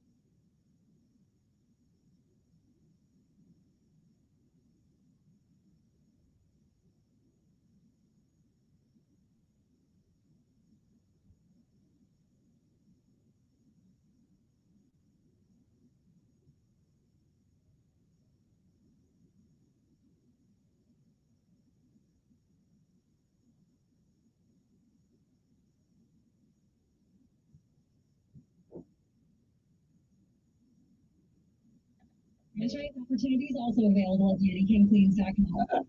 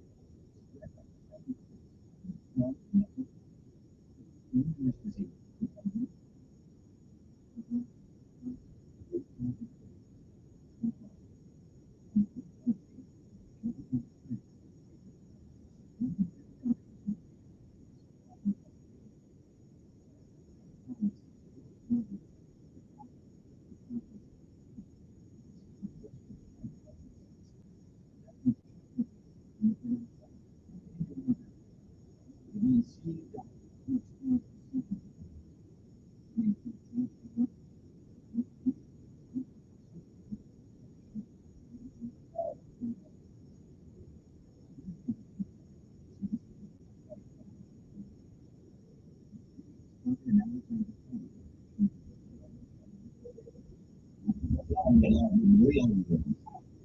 It's the Dan Bone Freedom Show. From 11 to 2.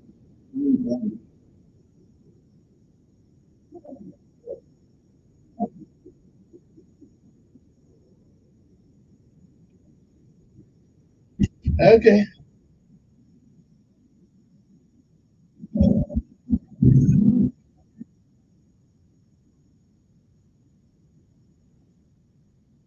And we're back. 860-1440 is the number here. A lot of things to talk about. But the whole thing with the governor, though, getting rid of I think the name is Dr. Barbara Cooper, it's kind of asinine because she wanted to get rid of her because she did not want certain books in our classrooms because it taught divisiveness. Well, what does celebrating a group of people, seriously, a group of people who celebrated, I mean, not all of them probably, of course, but why are we celebrating, why are we separating the sacrifices of Confederate soldiers for a special day and leaving everybody else to next month? I think that's divisive, Governor. I think that is. If we're all going to be one nation at some point, we're going to have to say, you know what? We made some mistakes as a nation. We're a great nation. We're not a perfect one. And that was one of those times where our imperfection was shown. But to fire this woman, and now I know I'm going to sound like a hypocrite here, but in principle, I agree with the governor in principle.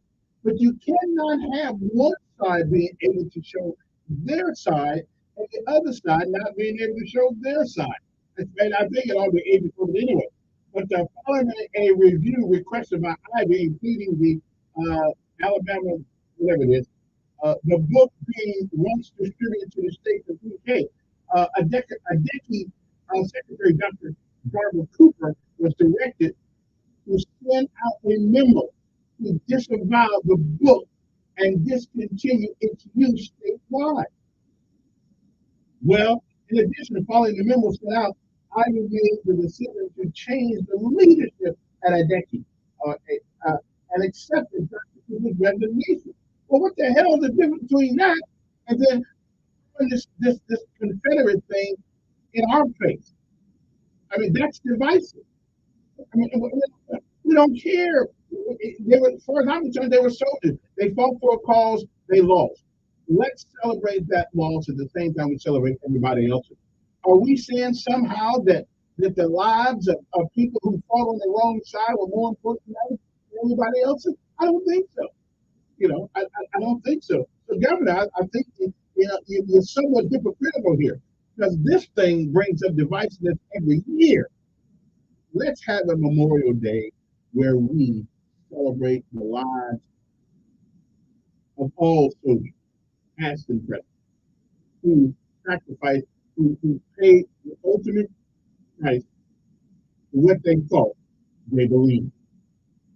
And there's so much hypocrisy here in making this lady resign until I can't even finish it all. Let me see who's next here. Good morning, who's this? Morning. Tell me where I'll be over.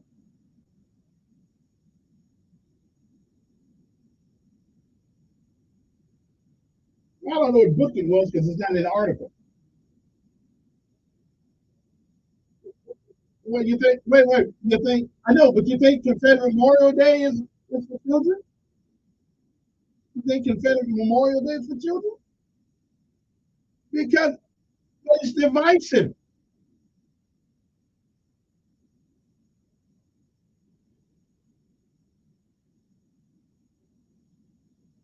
Listen, I didn't think it should have been done to begin with. Yeah. Listen, I asked the mayor about it.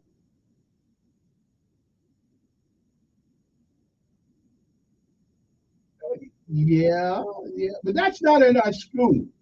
Now that's in our. I don't know. I don't know. I don't pay much attention.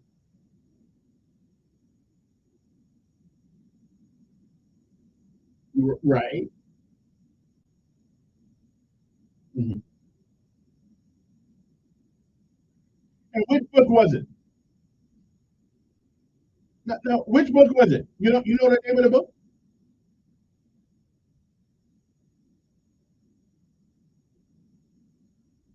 And what was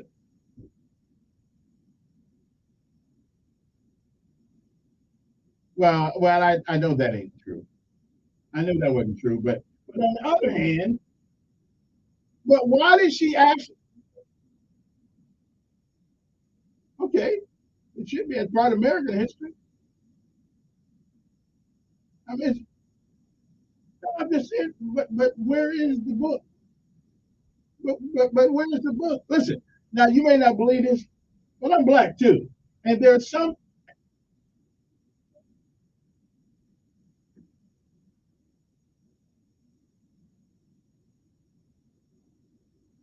Well, I think what she said, according to the article here, they did not want to teach them. They according to the article here, they didn't want people teaching divisive technique. It's for the soldiers to get on. No, no, that's right. Everybody. We don't need a Confederate holiday. What we need is a holiday like we got Memorial Day. Okay.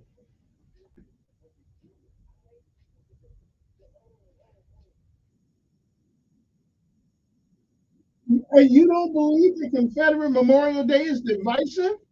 You know, okay. Well, if nobody get wait a minute, if nobody gave a crap, why are we paying state workers to stay home to celebrate it? I guess somebody must think it's important. Yes, I was, and I had some mayor one day when he was up here.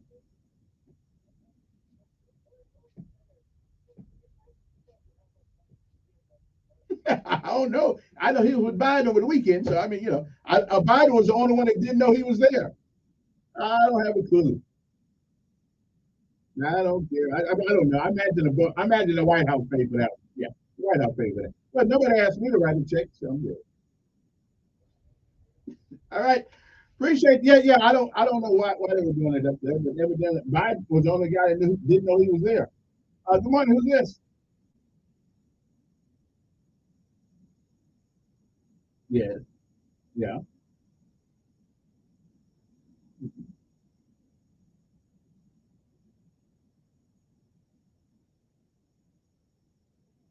I ain't been here.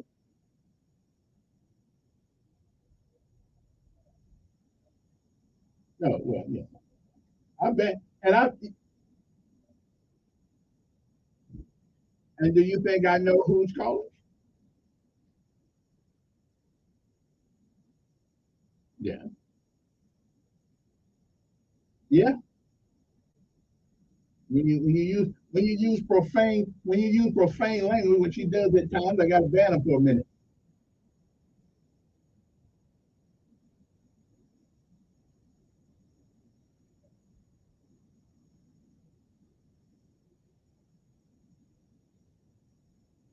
What's wrong with it?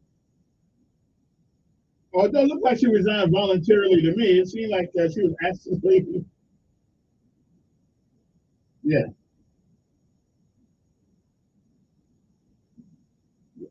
Well, if I can find her, I will. Yeah.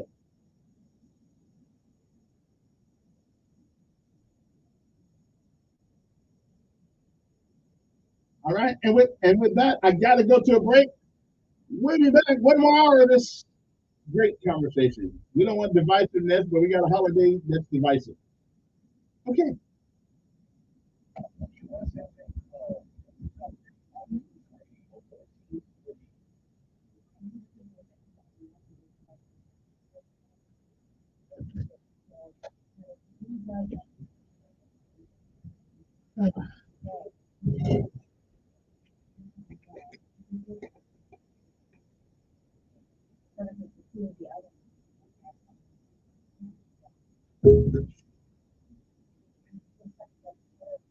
News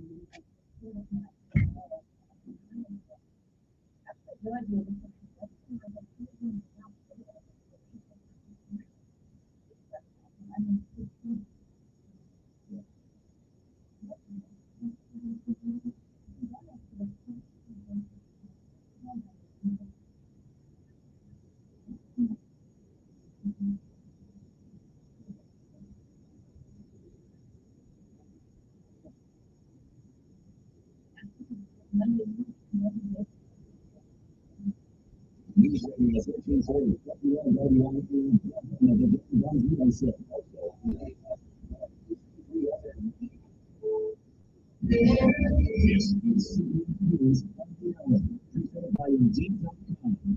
I'm Deborah Rodriguez. Jury selection is about to begin near Pittsburgh in the worst case of anti-Semitic violence in U.S. history. Robert Bowers, a truck driver, was accused of a mass shooting at the Tree of Life Synagogue in 2018.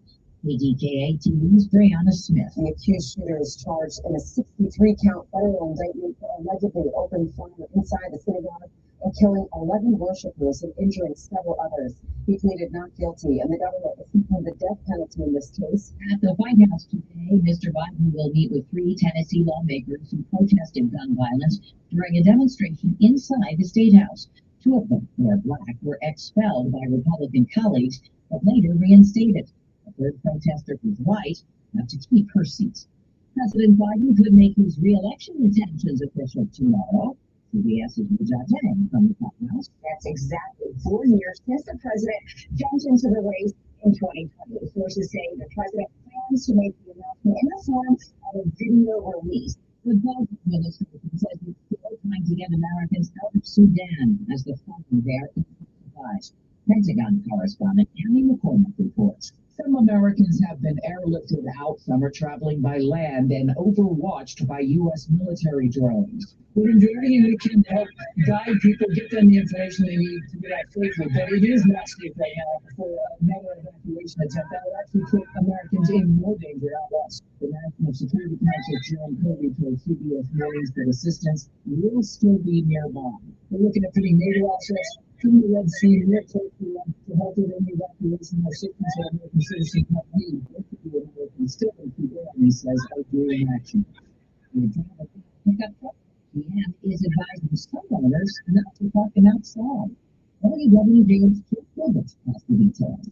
These trains of the Chevy Silverado can have a breakthrough leak and could cause a fire. It affects 40,000 of the largest heavy-duty pickups. A TV dad show judge who wasn't afraid of telling it what he is has died. For more than 15 years, the British-born Len Goodman served as head judge of Dancing with the Stars. Some would say he lacked a filter. But his love for and knowledge of ballroom dancing shone through it all. His agent says Len Goodman died peacefully. He was 78. Dickie Barker, CBS News, London. S&P futures are down 2. Dow futures up 1. This is CBS News. Streamline how you hire with Indeed. Their powerful hiring platform makes it easy to attract, interview, and hire candidates all in the same place as Indeed.com/better. I'm Howard Malthor, founder of Innovation Refunds. You've heard me talking about the payroll tax refund for months. If you own a business, even if you've asked your CPA about this, you owe it to yourself to take another look. We provide a licensed and insured tax attorney who evaluates your company at my expense to determine eligibility. Businesses of all types can qualify, so go to getrefunds.com to potentially get a payroll tax refund of up to $26,000 per employee. Download the Innovation Refunds app or go to getrefunds.com, getrefunds.com. Attorney CPA Joe Cordell. Business owners and professionals face special challenges in divorce court. They have to contend with allegations that they are earning more than they are, coupled with claims on their business or practice itself. Clients with assets depend on their divorce lawyer's skills in these matters. For matters in Tennessee, visit CordellCordell.com. 200 West Martin Luther King Boulevard, Suite 1000, Chattanooga, Tennessee, 37402. No representation is made that the quality of legal services should be performed as greater than the quality of legal services performed by other lawyers. It could be a contentious couple of days at the UN. Russia's Foreign Minister Sergei Lavrov presides Monday and Tuesday at the UN Security Council. The trip comes as Ukraine seeks NATO membership, and Finland took part in its first NATO exercise as a full-fledged NATO member. NATO's chief Jens Stoltenberg traveled to Ukraine. Ukraine's rightful case is in NATO. Russia invaded Ukraine, saying that it feared NATO expansion, but it got the opposite. Conor Fox, CBS News, United Nations. Exactly, is in your baby's diapers, besides what usual. A new Danish study finds 10,000 unknown viruses in feces that scientists say offer the best understanding yet of the infant gut microbiome. Researchers say most of those viruses are beneficial, attacking bacteria, not human cells, helping to ensure balance and ultimately protect against chronic diseases like asthma and diabetes. Deborah Rodriguez, CBS News.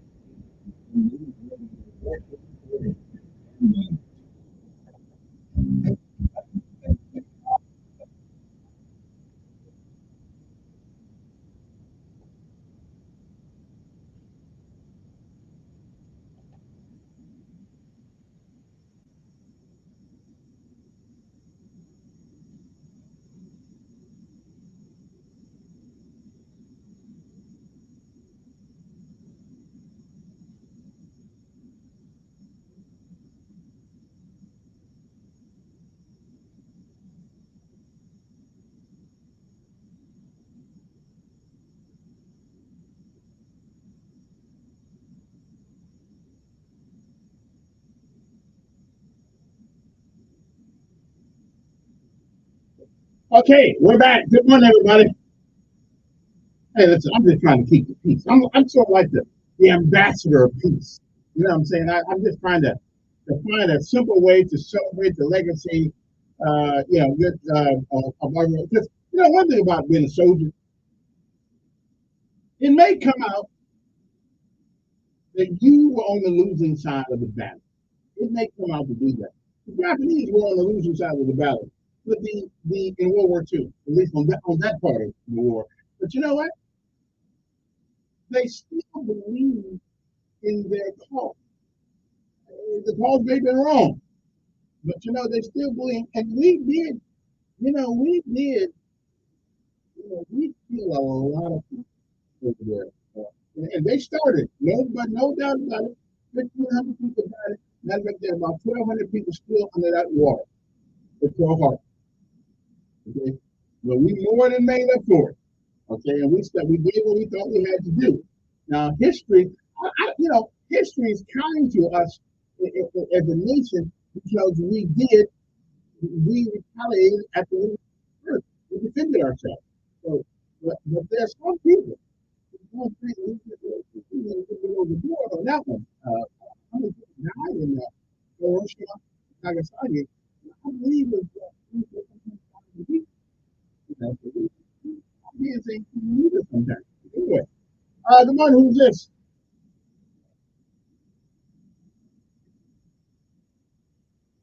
Yeah.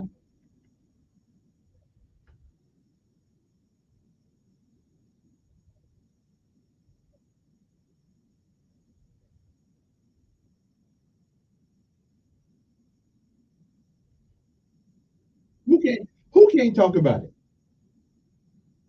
All right, well, I'll look at it. Mhm. Well, it was all about race.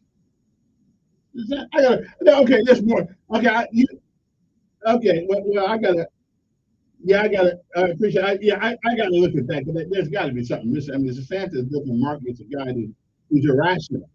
The only reason why, the only reason why it was a big deal because she was black.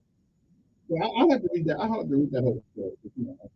Sometimes y'all get the story wrong. Okay. Anyway, so Wednesday, hopefully Pruitt will be here at 8 o'clock. We're going to talk a little bit about his suggestion that we use off-duty police officers to write tickets. Now, here's my question to Pruitt. If they are off duty,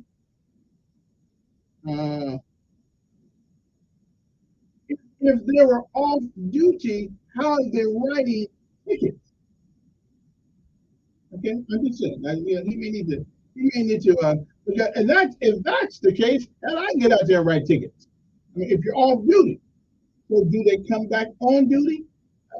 I'm just wondering about that. So but Glenn will be here and we'll have that discussion. Okay, what has the discussion been on this morning? Well, today is Confederate Memorial Day. We can't have a Memorial Day with everybody else. Well, it started off with the governor pretty much asking for the resignation of the Alabama Early Childhood Education Secretary. And I believe her name is, what is her name? Her name is Dr. Barbara Cooper. And according to Ivy's office, let's go. In the release put out by the governor's communications director, Gina Maola, Ivy's administration was asked to give attention to the book, okay, verified independently to be the National Association for the Education of Young Children Developmentally Appropriate Practice Book before edition. Due to its content, I don't know the name of the book, not being in line with what they claim they or the people of Alabama believe to stand for. Okay? Again, let's remember, today is Confederate Memorial Day. Okay? I'm looking there for a second.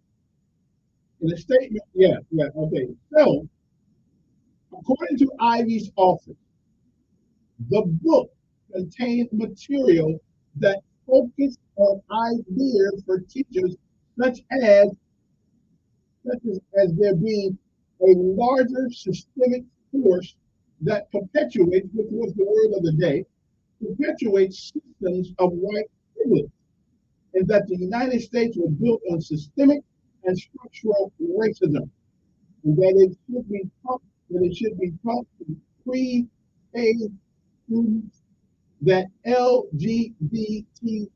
I don't know how many letters they're going to end up with. Okay, now we got two extra ones, a Q and an I and an A on it. Okay, LGBT, now it's QIA. I don't know what the hell all that's for. Okay, we need to hear and see messages that promote equality, dignity, and worth. Okay, Ivy and her administration believe that all of these and other equally disturbing concepts do not match what they or the people of Alabama believe should be to influence school children, let alone 4-year-old kids. I'm okay. I don't know. I don't know if they get the thing. The education of Alabama's children is my top priority as governor. So what you gonna tell them about this day? And there is absolutely no room to distract or take away from this mission. Governor Ivey, let me be clear. Woke concepts that have zero to do with the proper education, that are divisive and at the core, have no place in Alabama classroom at any age level, except this day that we're celebrating, we're paying people free to stay home for, let alone with our youngest learners. We want our children to be focused on the fundamentals such as reading and math. Which I don't agree with that. Not at all. Following the review, requested following the review, requested confirming Wiki, which is the Alabama Book Park, whatever it is, the book being once distributed to the state and pre-K educators. Dr. Barbara Cooper was directed to send a memo to disavow the book and discontinue to use it statewide. In addition, following the memo being sent out, Ivy made the decision to change the leadership and accepted Dr. Cooper's resignation. I can tell if this you fired, but I resigned. I don't know which one it came. Which one came first. Effectively, immediately, that's a fire. The one way you give a resignation, you know, give me 2 weeks. Alabama first ball pre-K is the best in the country in the third grade. And those children are too critical of too critical of a juncture in their educational journeys and development to get it wrong. Ivy said. So, Governor Ivy, how do you explain to those young minds what Confederate Memorial Day is without explaining the device that it's about? How do you do that? Okay. She said, I remain confident in the wonderful people we have in pre-K classrooms around our state and the necessity of our children receiving full start to their educational journey in our first grade pre-K program. I thank Dr. Cooper for her service, but I believe it is best we continue to support this strong program on its forward trajectory under new leadership. In the release, it was also made clear that Governor Ivy strongly believes that world concept will place at any level of education in the state of Alabama and should not be taken away from the overall mission, improving the educational outcomes of students. Now, Governor, I can only say this. If we are doing our job in educating our children, logic, reason, critical thinking, if we're doing our due diligence to educate our children, I believe that they will be able to tell the difference between real and imagined. I believe they would be. So if you're telling me that a 12th grader cannot decipher Bravo Sierra from the real thing, then you've done a bad job of teaching it. But again, how do you use this day, Confederate Memorial Day, pay people for being off with a group of people who lost? If it's not divisive, today is a divisive day. That you're paying people to stay home and clap their hands, whatever they do in secret. You'll give a special handshake. whatever you do on this day. Again, I'm calling for just a one Memorial Day. Whichever side was on, these people gave their lives in the defense of what they believe. God will be able to tell them whether or not what they believe is wrong. I'm just saying. One more thing, Dr. James Hume, HME, will act as interim secretary for education at this time, and Governor Ivy will make a decision on permanent secretary to lead the department in the immediate future. They came up with a clarification. The story has been updated to include the title of the in question book, the National Association of Education of Young Children, Developmentally Appropriate Practice Book, 4th edition. Okay, as well as links to so evident that's the name. I guess that's the name of the book. The Developmentally Appropriate Practice Book, 4th edition, as well as. So I guess we'll find out what that's all about later on. I have to find that book. Look it up. All right, then let's see here. Come on, who's this? Yes, pretty good.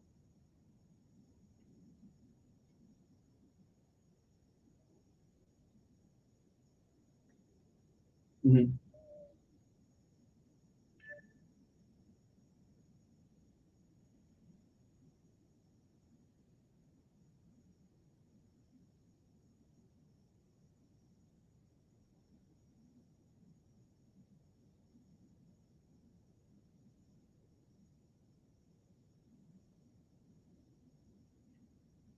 Yeah, yeah, yeah.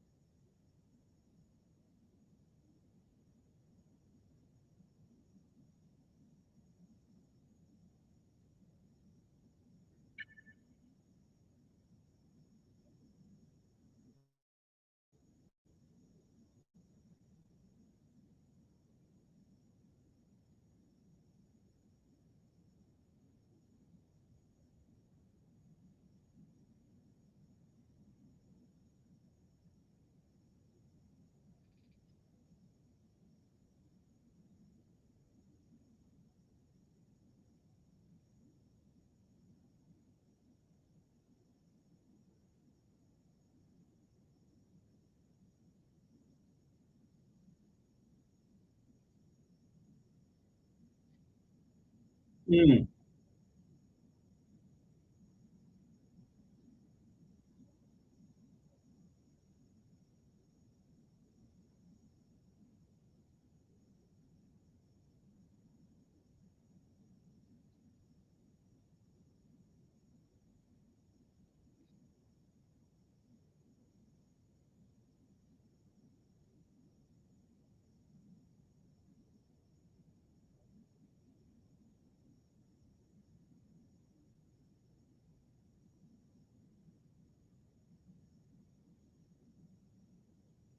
Yeah, yes, it is. Everybody gave something.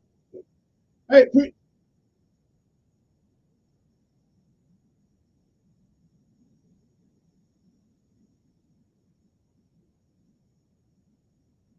yeah, I don't know when it came to figure. It's a Southern thing. Being from Indiana, I didn't know nothing about it. That would be really good. So, yeah. All right, appreciate it. Let's go to the phone. Good morning, who's this? Yes.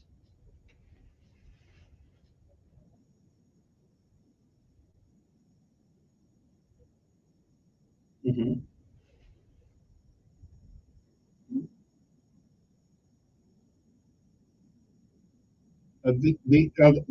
Right, right, right, right, right.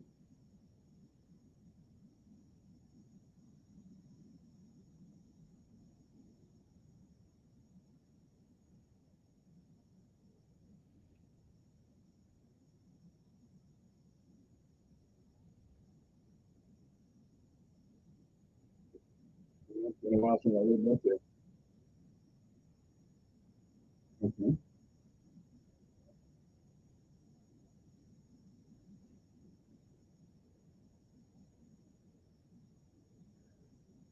But you, right, but you don't say Confederate holocaust because that in itself,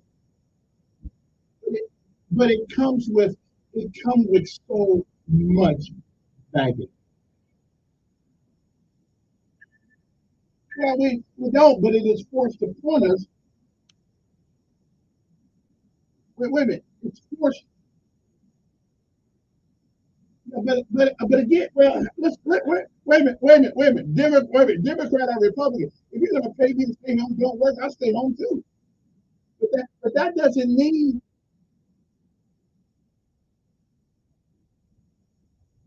that's a commemoration, not a celebration. Okay, where's that?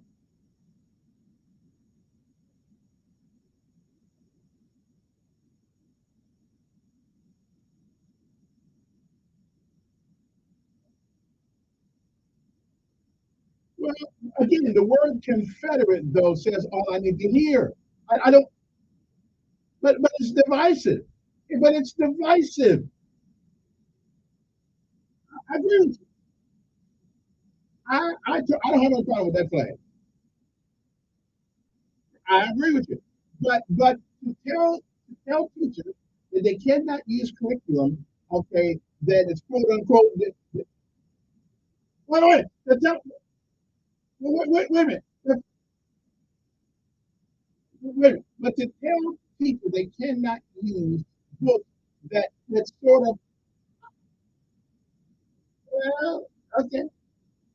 Then why are we? Wait a minute. Hey, let me ask you a question. What was the purpose of the Confederate Army?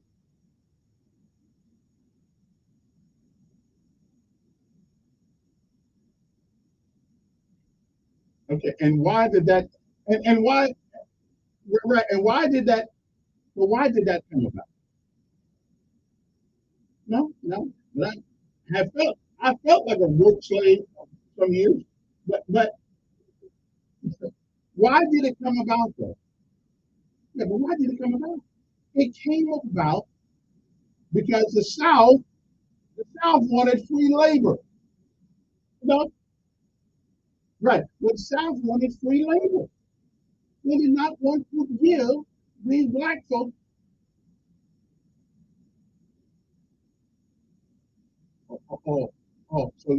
So given what's left for the pig, throwing it out there and let us do what we had to do with it, it's somehow feeding us. Okay. And see, and therein lies the problem. Yeah. Okay, whatever. Okay. Well, as a matter of fact, that's probably where it belongs. Yeah. Okay. And it okay. Well, we all can have our opinion. Yeah, we all can have our opinion. But remember, there's a difference in initiating it and then responding to it. Yeah, I know you have it. Okay, I'm with you. Hey, I gotta run. We'll take a break. We'll be right back.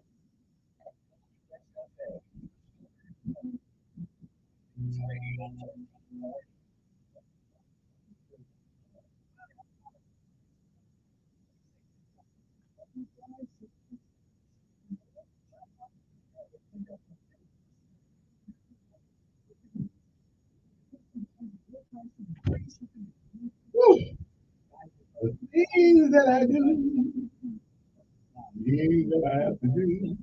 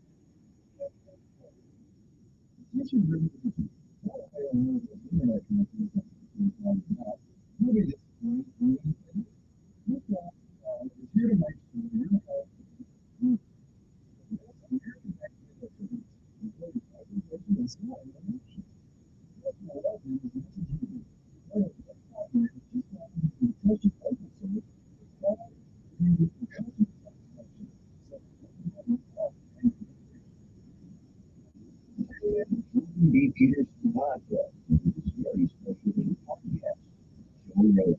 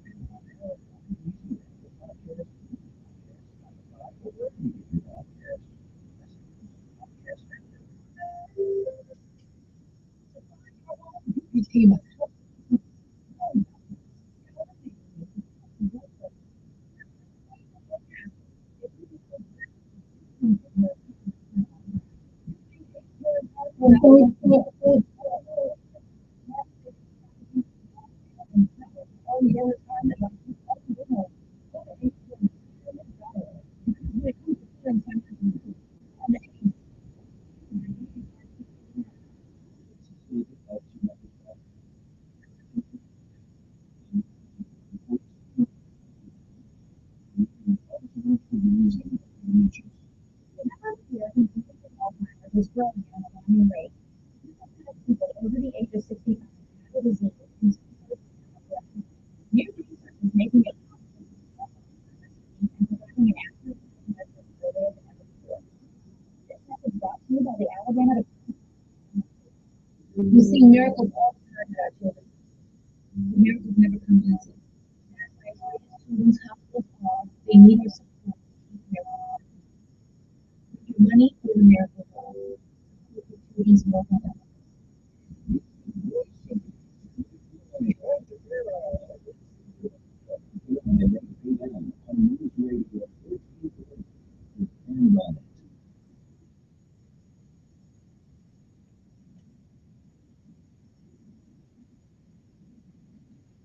The time on the clock says it is 8:31 in the morning.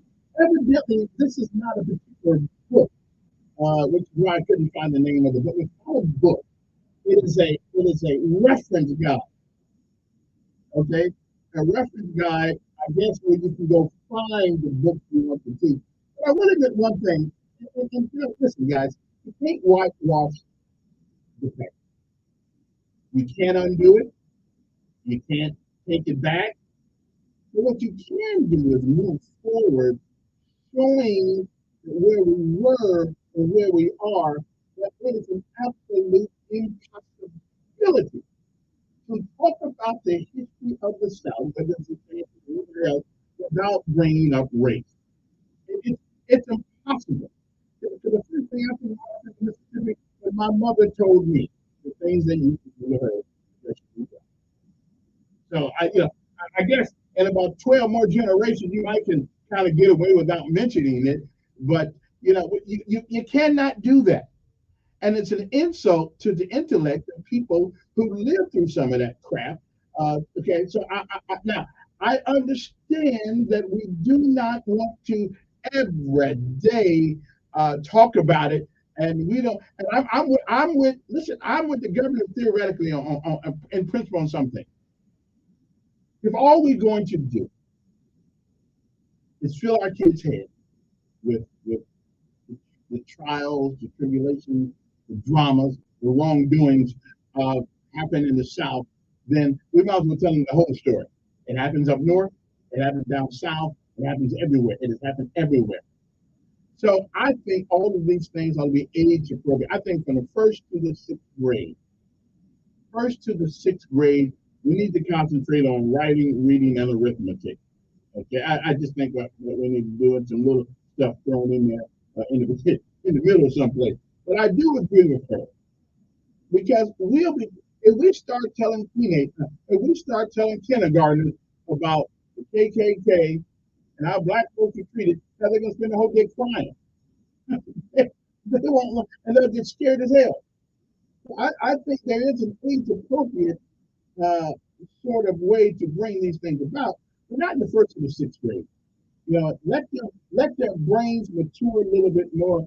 I will agree with that, but once you get to 7th, 8th, or junior high school and high school, we need to come through some reality about some things.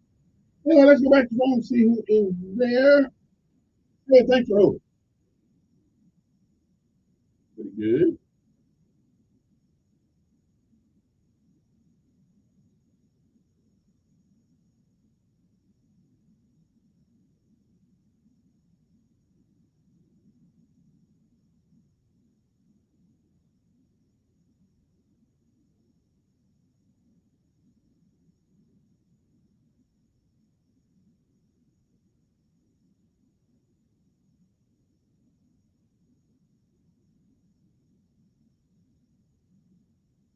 Mhm.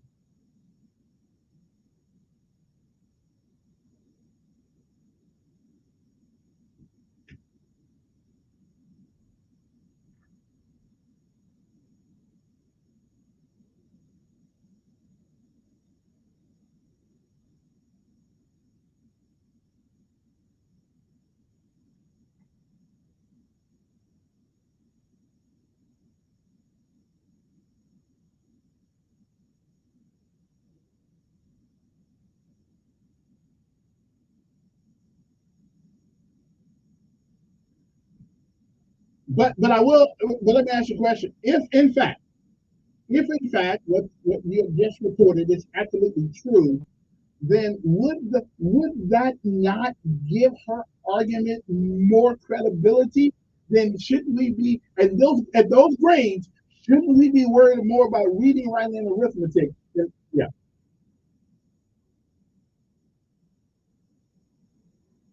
$8 billion, brother. They spend $8 billion on education. Money is not the issue.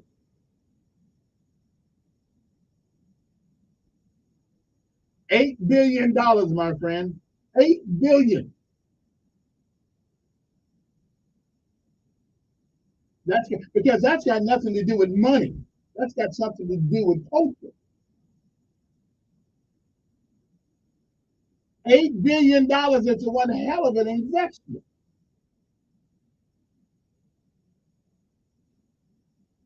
Yeah.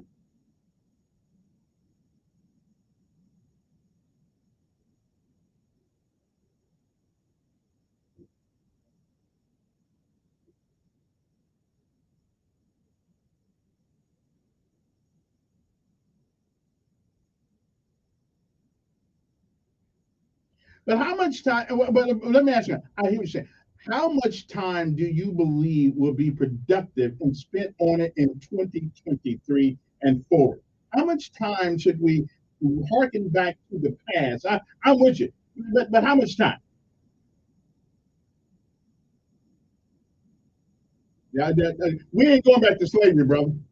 I'm with you. Yeah, yeah.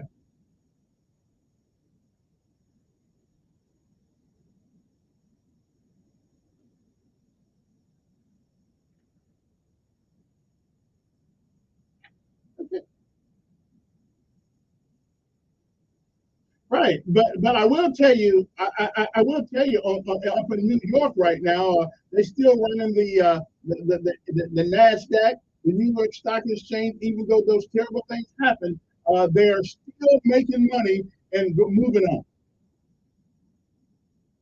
I love it. It's hard, but I love it. It's hard, but I love it. Yeah,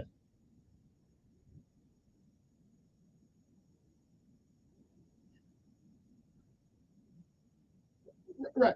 But, right, but don't you feel? Wait a minute. Don't you think there are adequate avenues right now for any? All you got to do is go into Google and punch in anything, and AI is coming. You can learn anything you want to learn.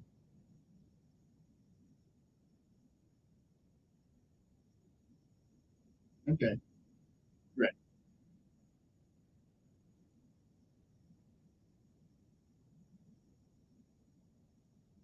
right.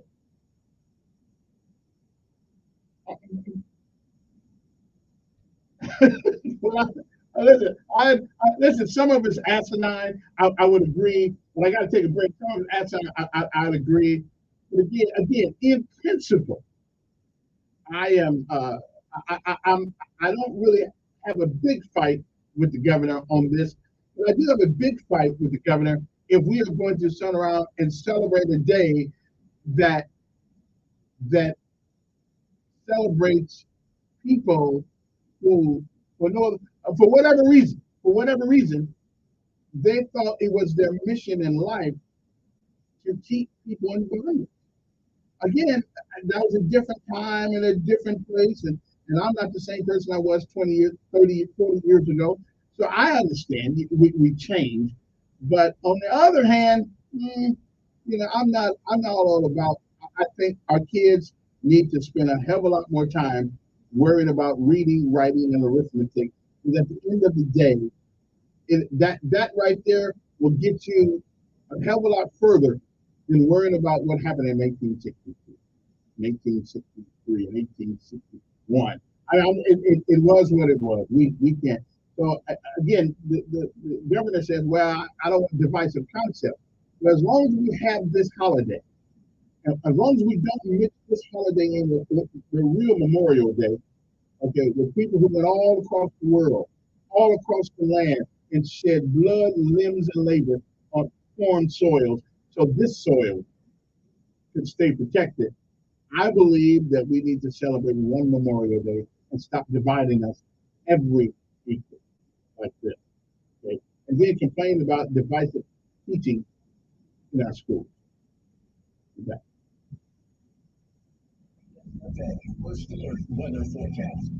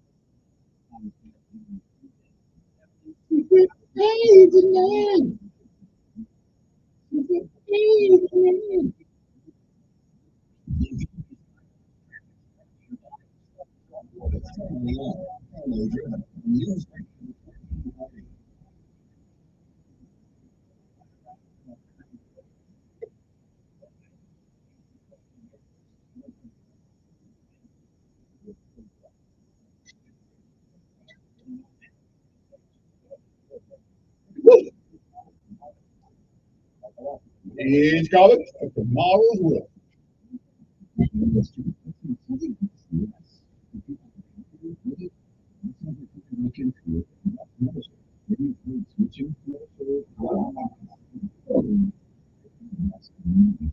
It's huge. Also true that people don't write even satisfied after making a switch. The customer satisfaction rate Medicare is double insurance plan. Medicare works has been out in the 3rd century and members serve over 3 billion people love like a $10 and a huge nation network. So yeah, you can save a ton and like it better.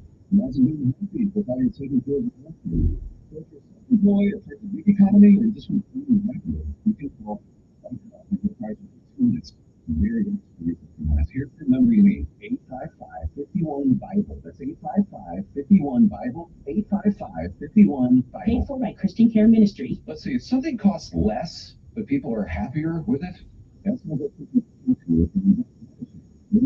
Switching to Medicare, the typical family, $500 a month. That's huge, but it's also true that people were way more satisfied after making the switch. The customer satisfaction rate for Medicare is double the health insurance plan. Medicare works as one of the 4th century members saved over $3 billion of each other's bills. People love my telehealth and huge weekend computer network. So yeah, you can take the time and make it better. Imagine being happy without you taking care of your health care. So if you're a super boy, or you just want to play and happy, you can call right now and that's very expensive. Number me, 855-51-BIBLE. That's 855-51-BIBLE. 855-51-BIBLE.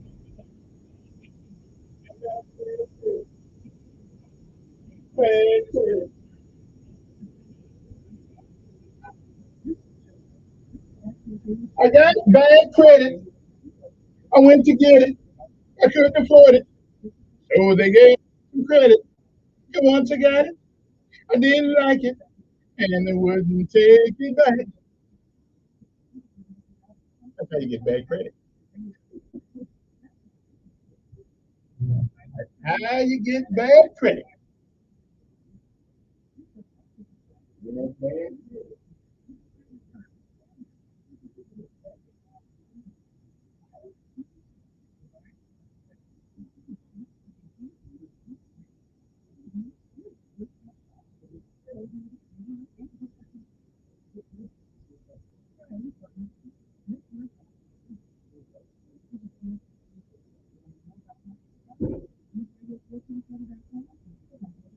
Ever wonder why your business doesn't show up on online search apps of your competitors do?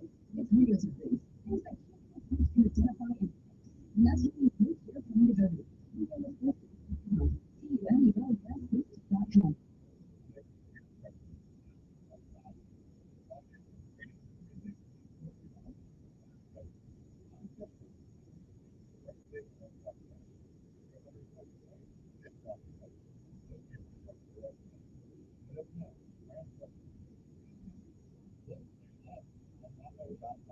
Sailing March 31st. Join Sean Hannity Sundays at 3 p.m. for the Unformed Show. Chinese Russian all clear Joe Biden on News Radio 14.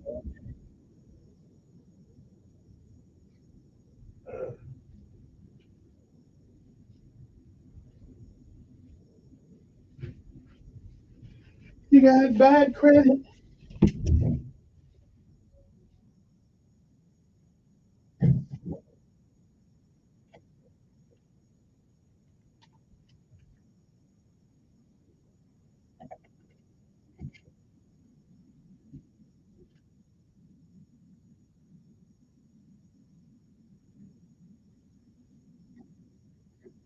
Oh, yeah. Good morning to you. Hope this day finds you well. And I know sure 860-1440, we were talking about this. I didn't realize this was a holiday today. I mean, Memorial Day to me happens in May, and we honor all the sacrifices of all the people who've gone and there to give their lives so we may have a better one. Ronald Reagan said once that when a soldier dies on the battlefield, he dies twice. He gives the life that he had and the life that he would have had.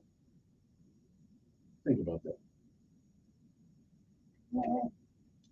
My number is 860-1440. If you want to give us a call, I'll talk to you. Whatever on your mind this morning. I really wasn't planning on going this way this morning. But since we're here, while we're staying, all right, who's been here? Good morning. Thanks for holding. Yes, I'm doing fine.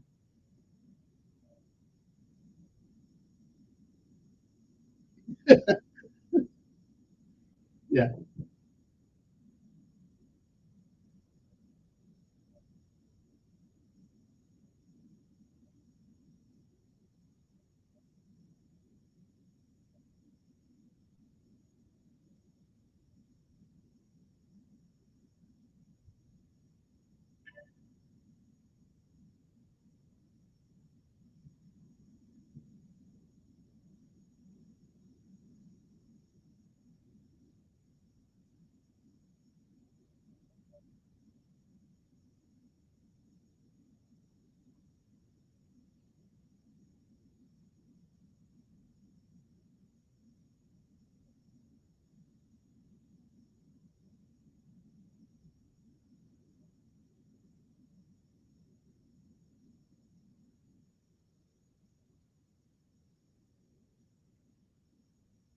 I understand, but we have a problem as people sometimes. We have a problem as people sometimes to go beyond the necessary bounds. I think you cannot talk about the South without mentioning race. But you also, well, let me finish. Let me finish. I'm gonna let you finish. This is just my own thought myself. I think there are a lot of people who helped black folks that were white that helped us make it. So, but you got to talk about both sides.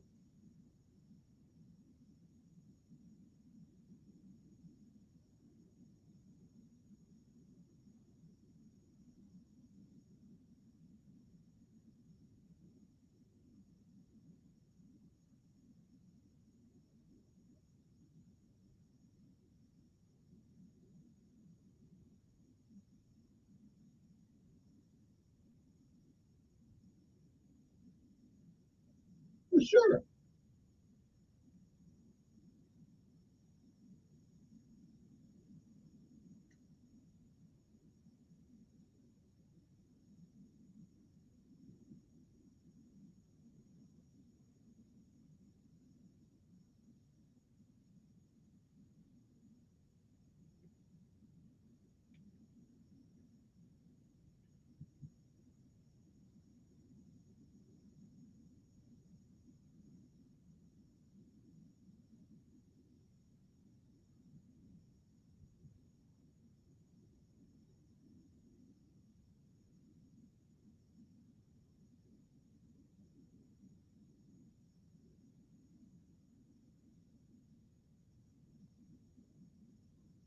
Right, but the question is, at what grade is it appropriate?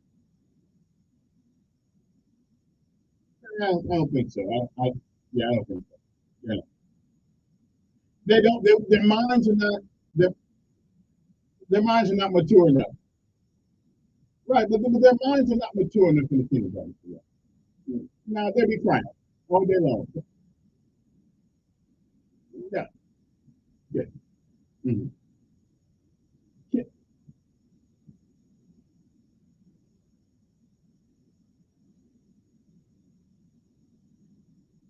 Mm-hmm.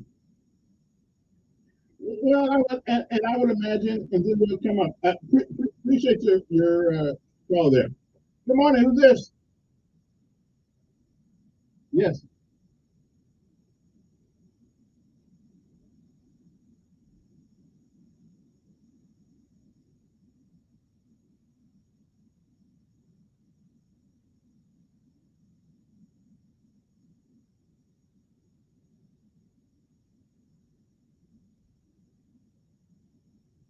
Yeah.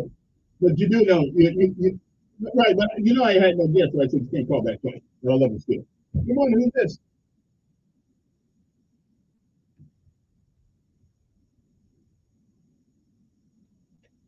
All righty then. Well, anyway, again, I think there's an age appropriate. I think there's an age appropriate and appropriacy to tell people certain things. You can't come up to me if I'm 3 years old talk about snakes are dangerous. You can show me. You tell me that when I see a snake at 3, I'm going to figure out what I'm going to over there and touch that thing because I want to know what it is. Okay, there's a natural curiosity with children. Again, I think first to the 6th grade, you're teaching the bare fundamentals, and the basic history, maybe a little bit. But I think age appropriacy is a conversation that's warranted, and that we need to talk about that because we are shocked the conscience of some of these children by telling them things that happened long, long ago. I don't know. I think, and again, does it help them get a job? Does it help them pass these tests so they can get in somebody's university or somebody's trade school? Does it help them do any? Show me where that's appropriate. Show me where that's relevant, and they can get a job because they know these things. I'm good. Other than that, let's 1 to 6th grade. Let's keep it to 3 hours. That's not my opinion. Good morning.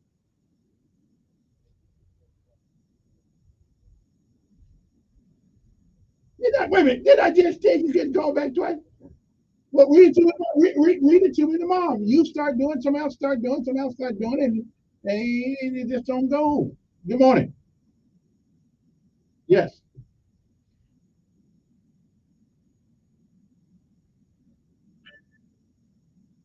Hmm. Hmm.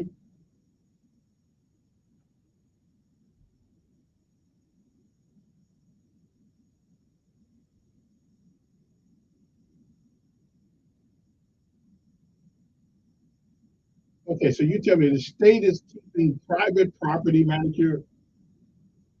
Oh, okay. You got a problem with that?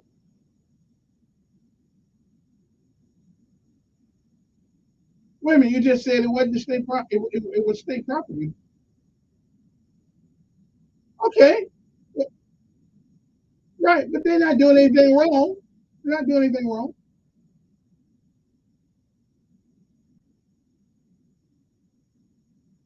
Yeah. Listen, are we mistaken about who came up with the concept of America? I know. I mean, are we mistaken? There's something that ought not surprise us. Right, right, right. And even over there, even though, yeah, that's true. Right.